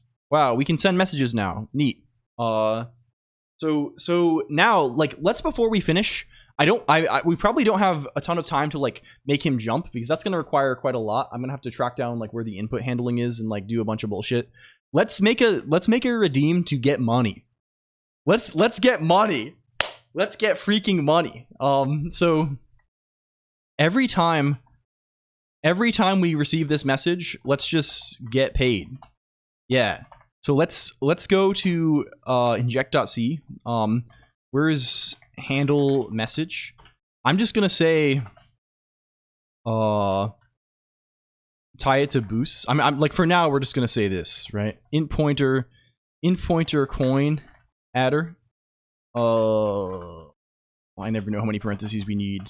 Plus equal 1. Aha. Is it coins adder? Yeah, it's coins adder. And then if we run this, we get money every time we run the command, right? Man, it takes so long. It takes so long. I need to skip. You know what I should probably do? Instead of showing this cutscene every time, I should just save the game. That's probably way better, right? Like, what if I just saved the game? And then I don't have to watch that every time. So now, if we run that thing, if I run this, I should get money. You see? Money. Money. I don't have to, let's not even send anything.